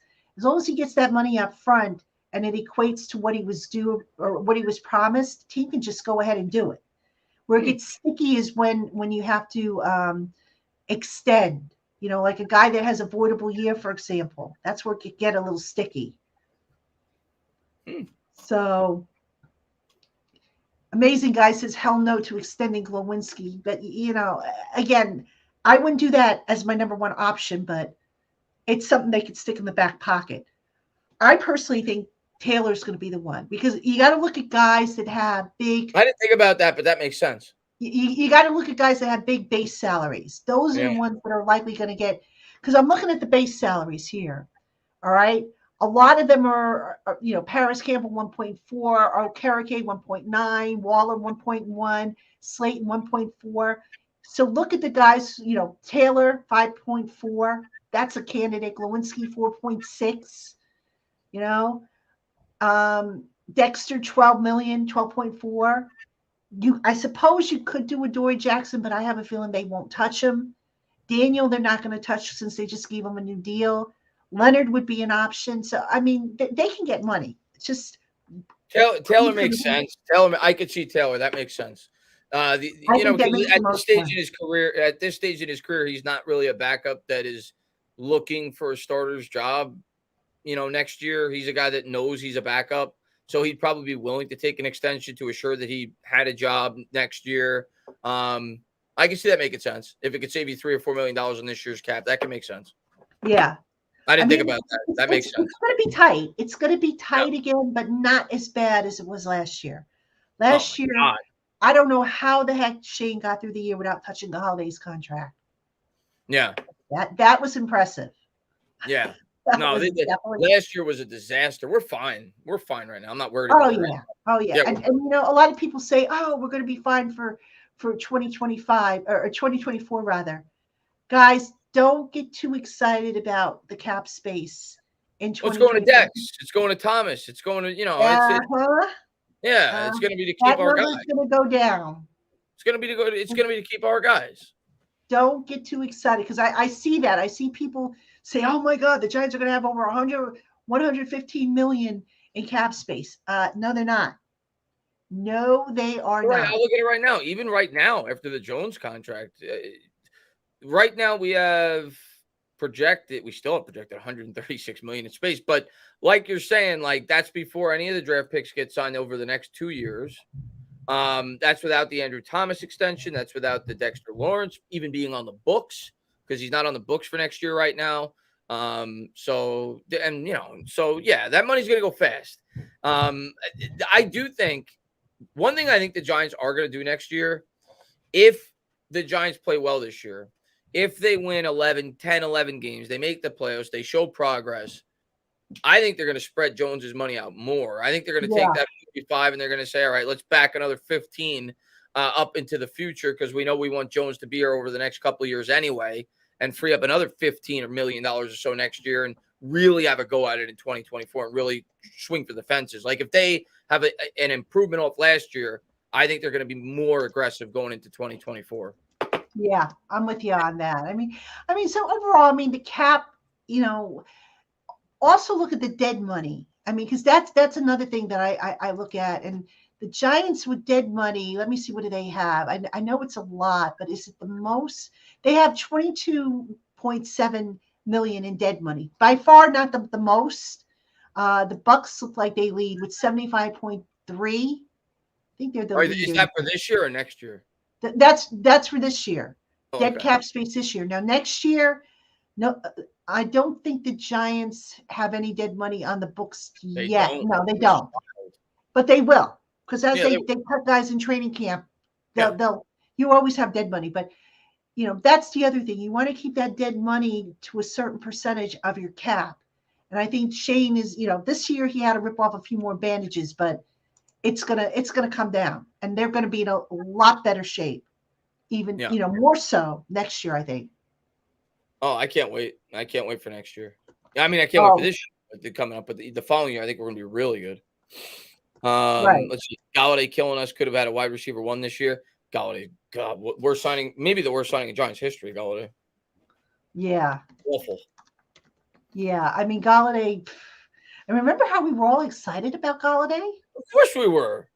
Rightfully so. Yeah. We hadn't had a wide receiver since Odell Beckham we're, talking about. Galladay was really good with the Lions. You felt like he fit Jason Garrett's offense to a T. He kind of had that Dez Bryant type vibe to him in terms of the type of wide receiver that he was.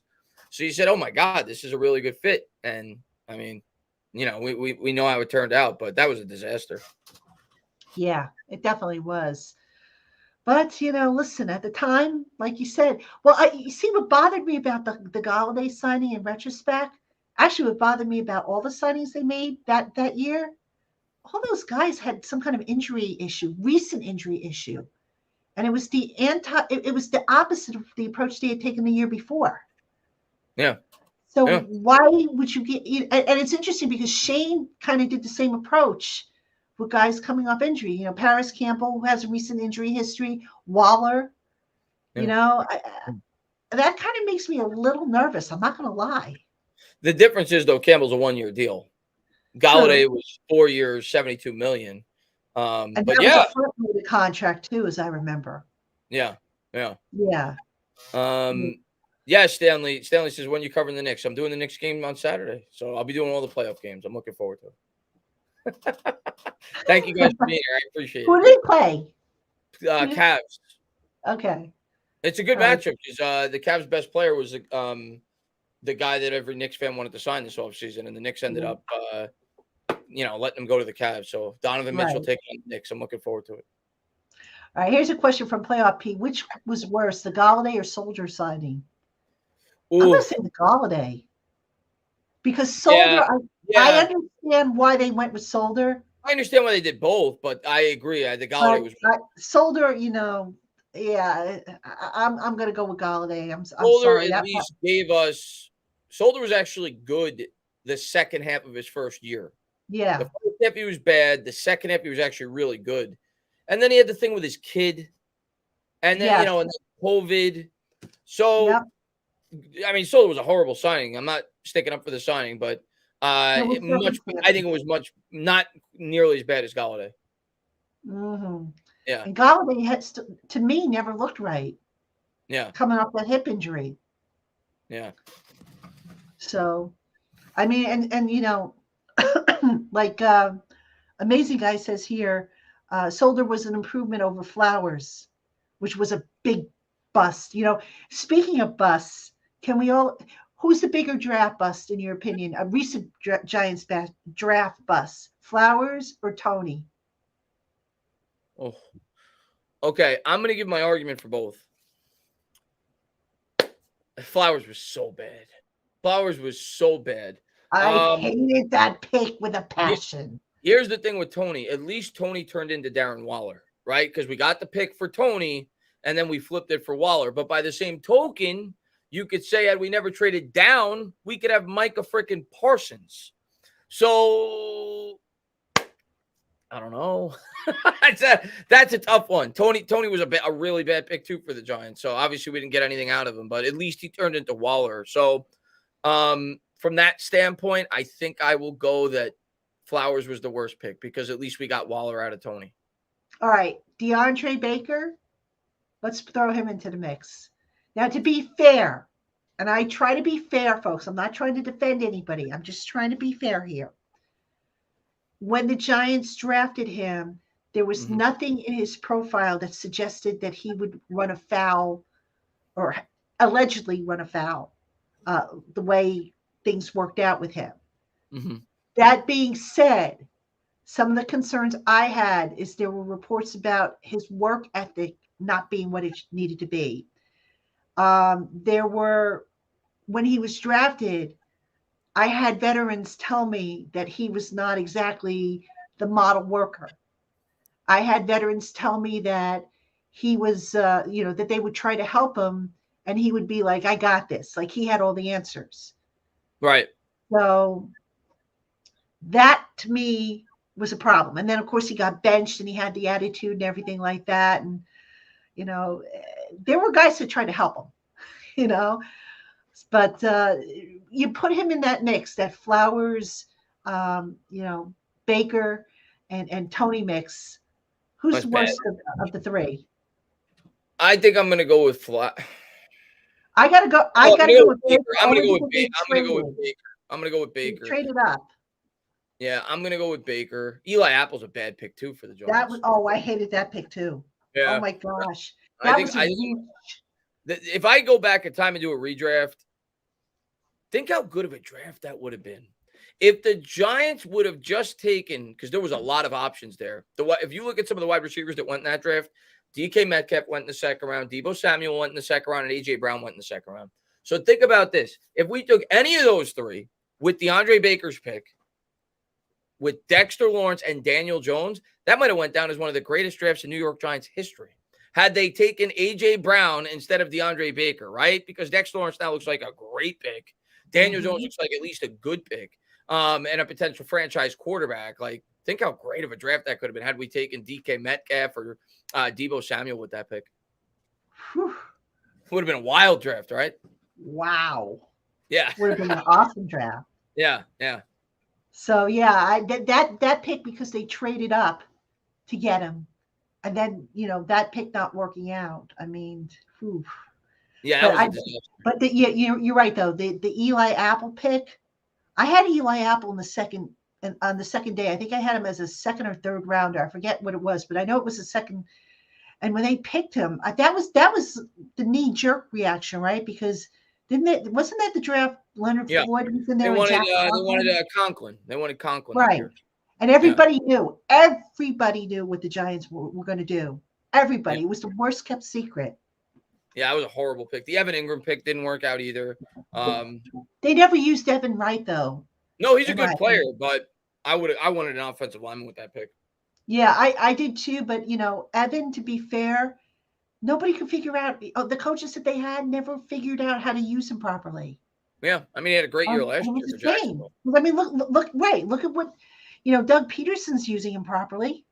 And he had a big year. Known as a tight end guy, too. He's known as a guy that gets a lot out of tight end, so it's a good fit, but didn't work out. And, yeah, we could have T.J. Watt. He's right. Amazing guy with that pick.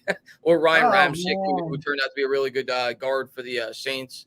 So, wasn't a good pick. Yeah. Oh, my goodness.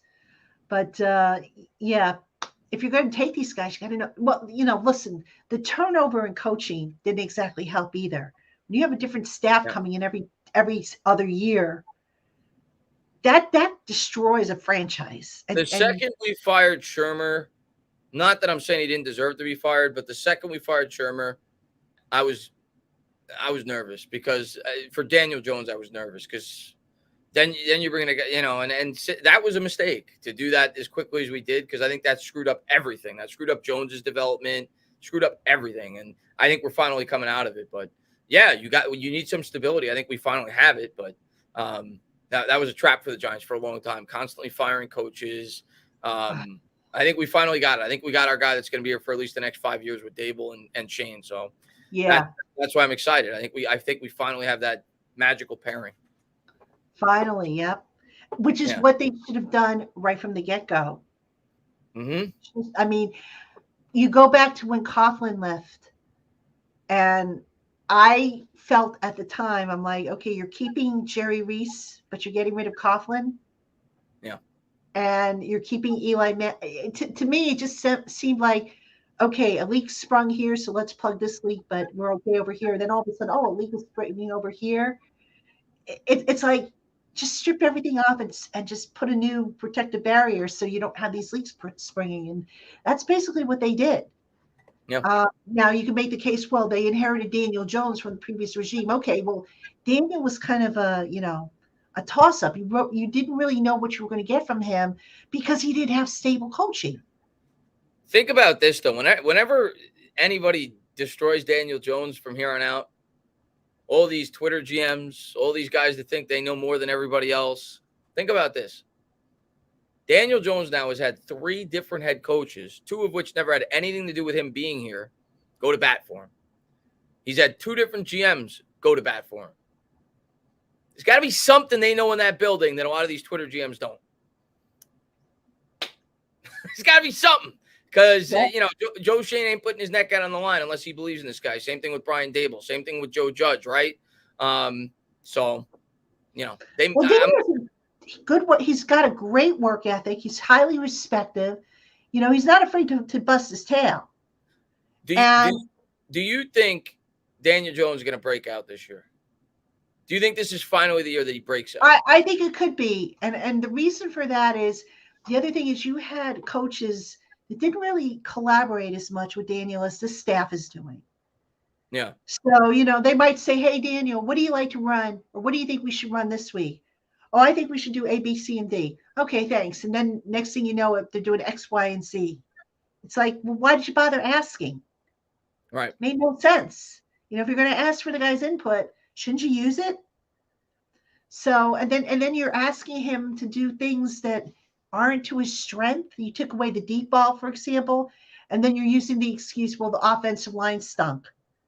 All right, well, what are you doing to fix it? Are you doing max protect to fix the offensive line since you don't have the talent? That's what I said last year. Everybody said like midseason, oh, the Giants blocking is good. And I'm watching the game, and I'm saying to myself, especially like the first 6 or 7 weeks, I said this several times throughout the year, yeah, he's got more time to throw, but why does he have more time to throw? Because they got 7 guys blocking. They got 8 guys blocking because they can't trust Evan Neal out by himself. So, yeah, Jones has 3 or 4 seconds to throw, but why does he have 3 or 4 seconds to throw? Because he's got one wide receiver running a route.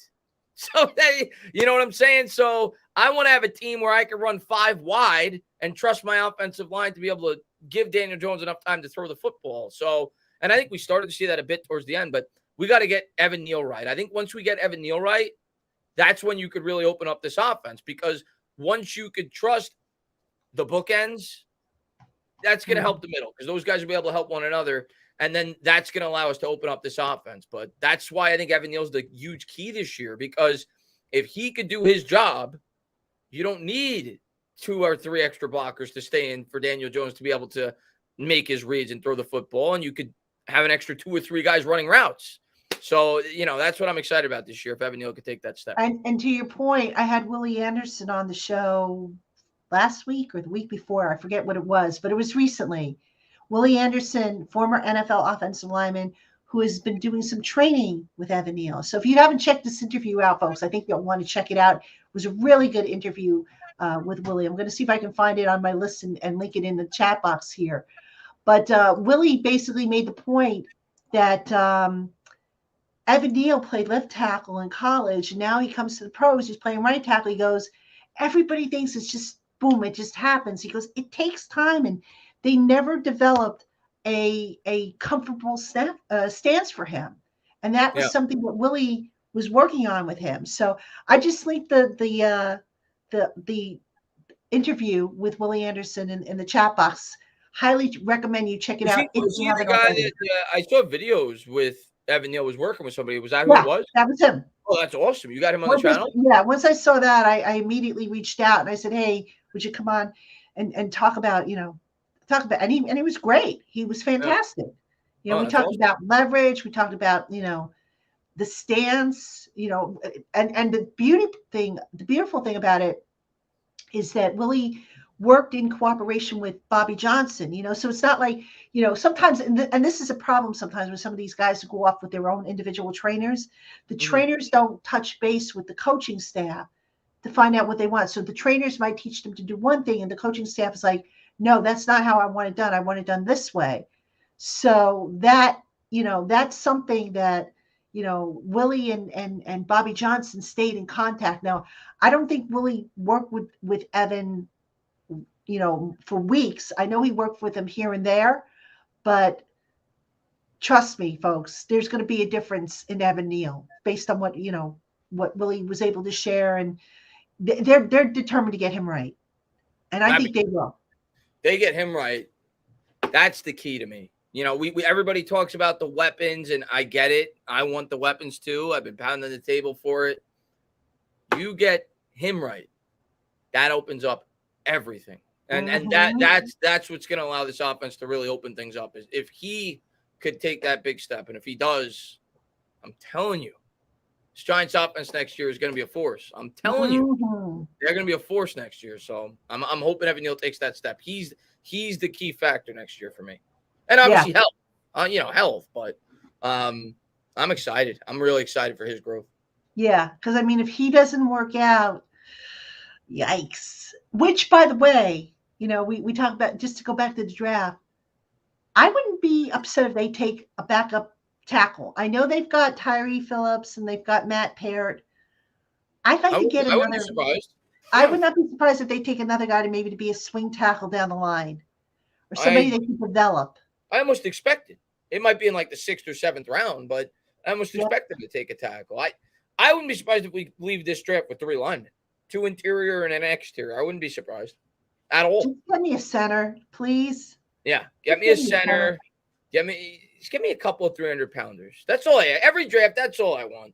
Everybody wants the toys, and I just want 3. I want 2 or 3 320-pound men, and I'm happy. You're dreaming of 300-pound men this month? Is that what you said? It usually starts around mid to late March, like right around when baseball starts. That's when I start getting 330-pound men in my dreams. So it kicked out right around opening day for the Mets, and every night I go to bed, I'm thinking about 330-pound men. So just give me like 2 of those guys this year. I'll be thrilled. Just give me a center in round 2. If I get a center, you're going to hear me yell "Wahoo" all the way from East Rutherford. Seriously, I mean, I'm tired of this rotation with centers. They haven't had the same starting center on opening day since Weston Richburg was here. I think it was 2016 and 17. That was the last time the guys started back to back at the position. I'm tired of it. Get me consistency, please. Is that too much to ask? And going back to Schmitz for a second, and I don't think he's going to be the pick, but if they were to draft Schmitz in the first round, do you know the historical tie that he would have to the franchise in that case? No, tell me. The last time the Giants drafted a center in the first round was when? Do you know? And do you know who it was? Long time. Mm-hmm. Who was it? Brian Williams in 1989. What school did Brian Williams play for? I'm guessing the same school as him. Yeah. Minnesota. Wouldn't that be a kick in the pants? Huh. If they landed Schmitz, same school. I mean, I don't think they're going to go center in the first round, but I thought about that. I said, that would be kind of a nice little trivia type of question, because they have not drafted a center, a pure center, in the first round. I feel like if we take them, you can't. Everybody's going to be disappointed, but I feel like when you have a chance to breathe, it's not really a pick that you should flip out about. I still want. I think Tippmann's the better option, because again, you want athleticism. You want a guy who can pull and get to this, fire out to the second level. And I think Tippmann is a little bit better in that regard. What do you think of Stromberg? Stromberg actually had a better combine than I thought he would, because he was a little more athletic than I thought he would be. Yeah, I just want athleticism at that position. Yeah. I'm not so sure Schmitz brings that. I wouldn't hate the pick if it was Schmitz. Yeah. But the more I think about it, the more I want somebody who's more athletic. So you're going Tippmann. That's your guy. That's my guy. Now watch. He won't be there. He won't be there. Watch. I wouldn't be surprised. I'm telling you. 1 or 2 of these centers are going to go much higher than people think. I'm telling you. Like there's absolutely going to be a first round center. I'm telling you. I thought I saw a mock where the Lions picking Schmitz in the first round. They have 2 picks, right? They pick. I think they got the 5th and they picked twice. Didn't they just get Atlanta's pick in the Okudah trade? Yeah, that was a later pick though. Oh, okay. They got that was like a 5th rounder, but they have 2 first round picks in this draft. I think they're picking like 5th, and they're my sleeper team. Nobody's talking about it. They're my sleeper team to take Anthony Richardson. Oh yeah. Because I think about it, and Jared Goff played really well last year, but if you're Detroit, you're an up and coming team. You're getting a lot better. You're projecting to be a playoff contender. You don't know when you're going to have an opportunity to take a quarterback at the top of a draft again, right? They kind of fell into that pick because of the trade. If you could trade up a pick or two to get a guy, if they like him, to get a guy that could be the long-term answer at quarterback, and he could sit a project behind Goff for a year as you build up that line, I think he could make a ton of sense for them. And I haven't seen many people talk about it, but I think he can make a ton of sense for them. And by the way, can I just say how happy I am that the Giants are having joint practices with the Lions?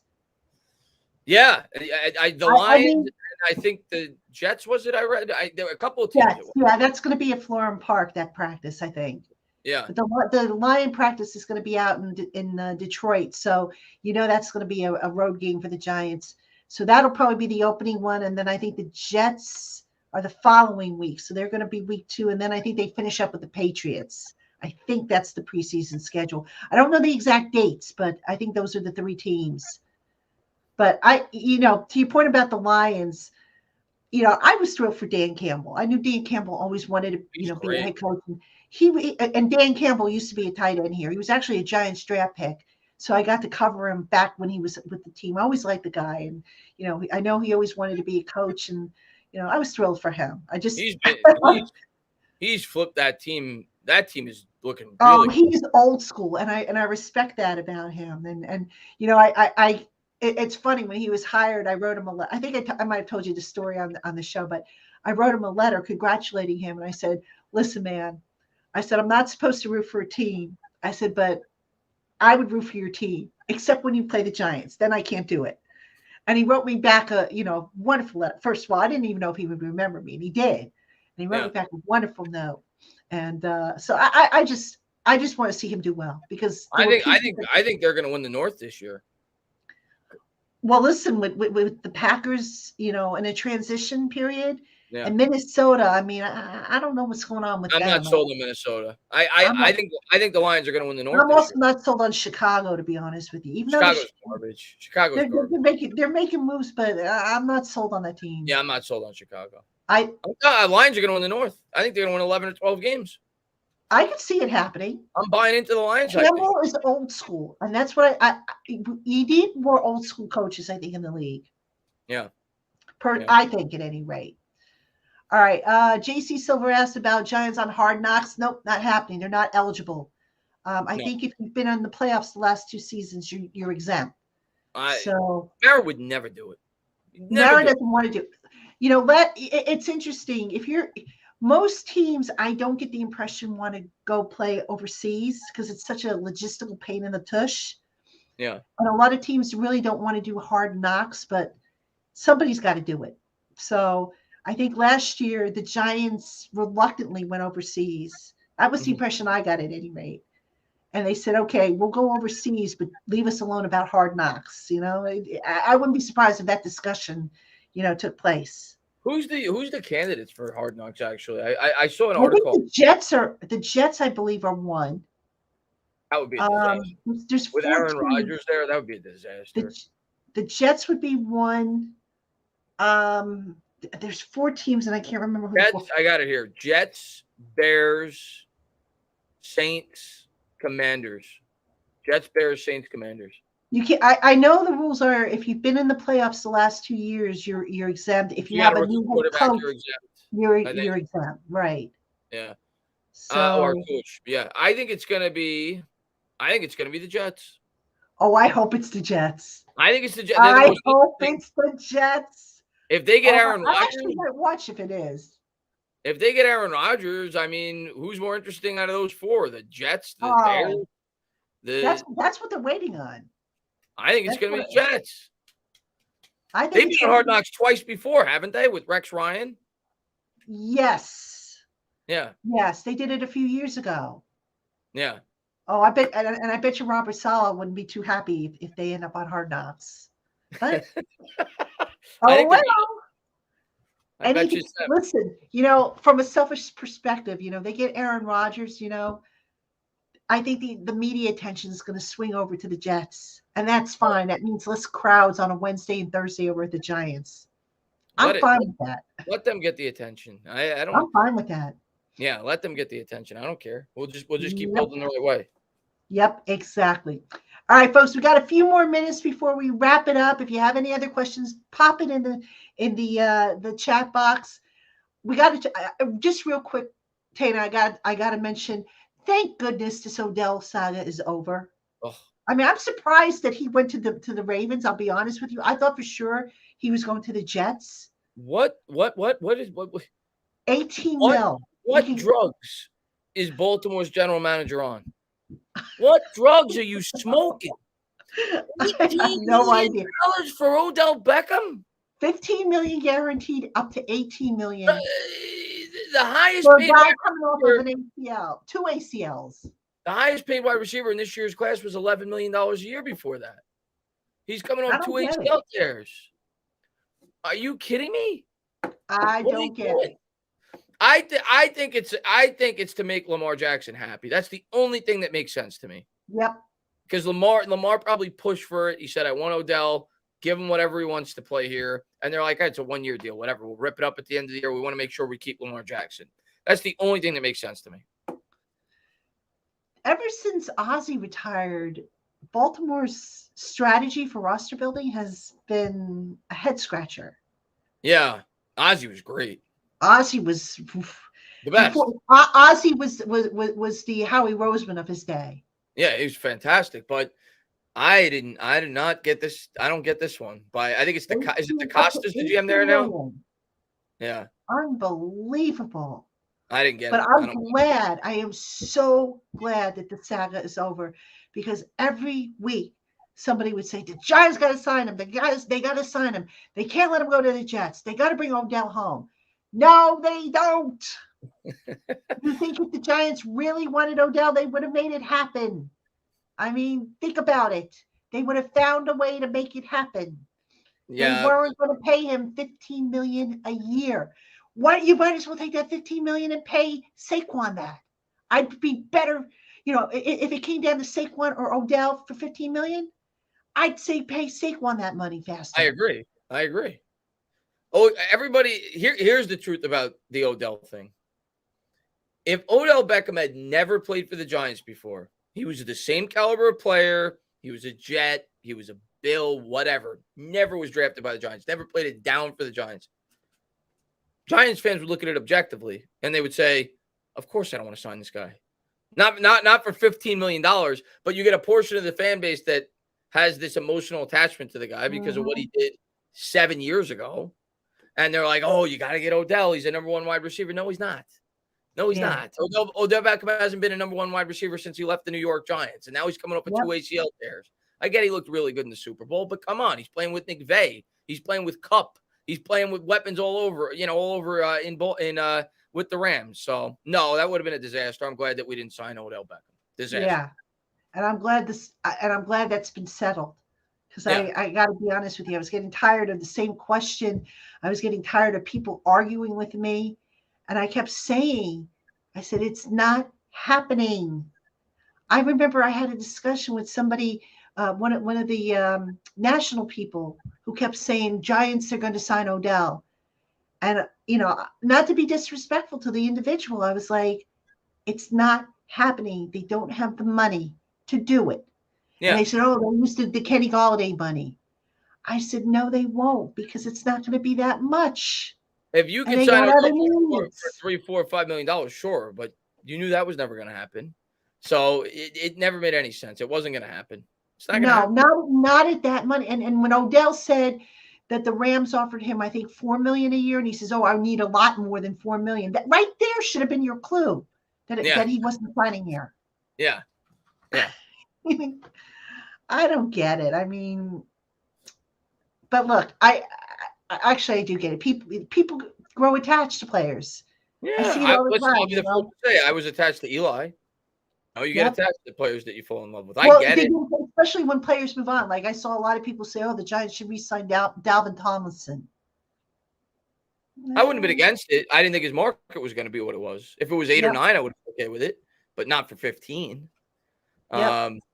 So it is what it is. But I'm glad that we didn't end up signing him, not for the price that he got. If it was $3 or $4 million, sure. But I always knew he was going to get 8 or 9. And, so I didn't. And I don't think he would have been the number one receiver. And that's the other thing.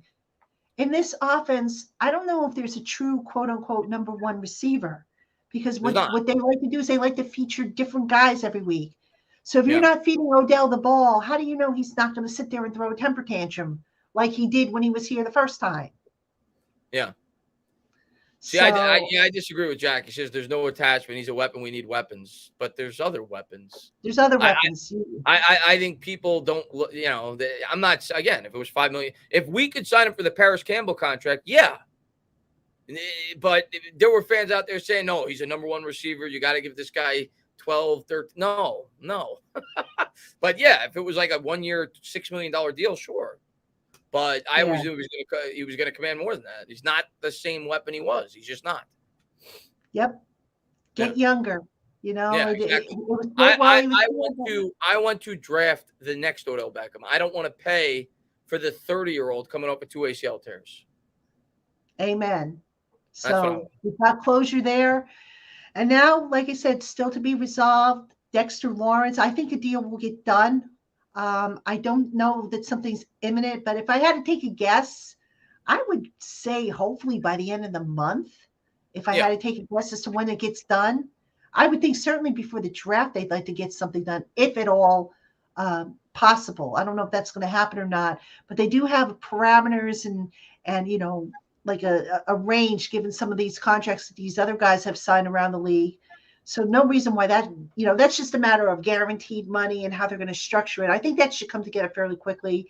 But yeah, they just got to, open up some money, and that's the number one way to do it. And I think it'll get done. If I had to take a guess, by the end of the month would be my guess. I agree. I'd be shocked if it's not done but probably before this draft, if I'm being honest. I think it's going to be done soon, within a week or two. I think Dexter will put it this way. I already have, I've got the template written. All I got to do is plug in numbers. Well, there you go. So it's coming, guys. Well, I mean, what's coming. It's not like I'm breaking any. It's a matter of when, not if. It's a matter of when and what it's. Well, I think we could all agree it's a matter of when. Not if. Yeah. Well, yeah. But there's certain things you don't have to be an insider to know that you can get ready. But the next thing I got to do is I got to start writing templates for my number one picks so that when that's made, I can quick knock them out. So, but one thing at a time. We still got plenty of stuff coming up. Speaking of which, reminder, those of you still left with us, thank you for first of all, thanks to everybody who stayed with us the full, I think we're going on 2.5 hours here. So thank you all for staying as long as you have. On Monday, Brian Dable and the select players will be on video conference calls. So we will have, stories over on Giants Country. I'll probably have some stuff here on the podcast, recapping some of that stuff. Joe Shane is talking on the 20th, which is Thursday. Is the 20th Thursday? I should know this, right? Today was the 13th. So yeah. It's Thursday. It's next Thursday. Yeah. All right. So Joe Shane's talking then. So that's going to be covered obviously on the podcast. And I may do another mock draft just for the heck of it. I think I'm going to do one more mock draft, but I'm going to save it for like a day before the draft. Like I might save it. I might save it as well. So I think what I think I'm going to do, Patty. I think I'm going to do a first round only mock draft the day before the draft. Yeah, every team the day before, and then directly after the first round, I'm going to predict who we're going to take day 2. I'll do a video on that, and then maybe predict who we're going to take in day 3, the day of. That's what I think I'm going to do. Ooh. Based off what happened in the first round, based off what happened rounds 2 and 3. Yep. Okay. Well, I mean, I'm still figuring out because, like I said, I'm going to be at East Rutherford, and I've got some late nights, so I ain't planning on sleeping during the draft. I never do. So, but I'll get stuff out for you guys. I promise. Whether it be here or on Giants Country or on both. So, Davey asked what time Monday. Dable is scheduled around noonish. They said approximately noonish. So give or take. If you want to be on Twitter at that point, that would be a good time to be on Twitter. if you want to. So anyway, folks, we're going to wrap it up here. Again, thank you all for hanging out with us. This was a blast. We missed you, dog. We'll see Doug probably, in a few weeks. And I guess you and I will talk again after the draft, right? Yeah, whenever we'll figure it out. Yeah, we'll figure it out. After the draft, and then we've got the rookie camp.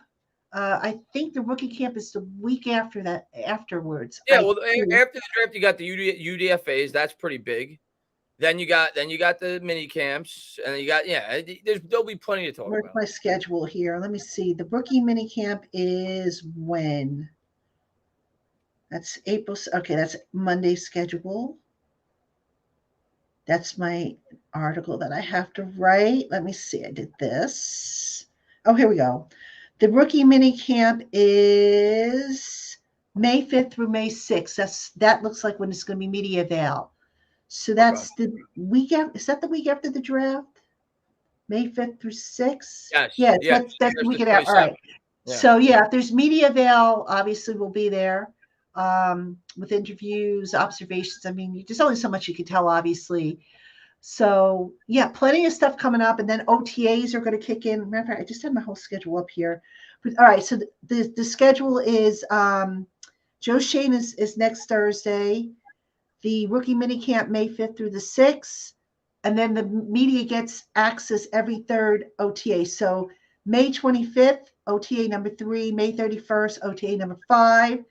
June 8th, OTA number 9. And then the mandatory minicamp, at which point the coordinators will be available June 13th to 14th. And this is also out on NFL.com if you want to follow up on any of this stuff. But that's the schedule for those wondering. Can't wait. I can't wait till we find out this roster after the draft. I can't wait. Yeah, it's going to be fun for sure. So, all right, folks, thank you so much for making us your first listen of the day or watching on YouTube your first watch. Thank you to the everydayers. Tainah, thank you. We will chat, I'm sure. And everybody have a great weekend. We will see you on Monday with new episodes of the Locked On Giants podcast. Have a good night, guys.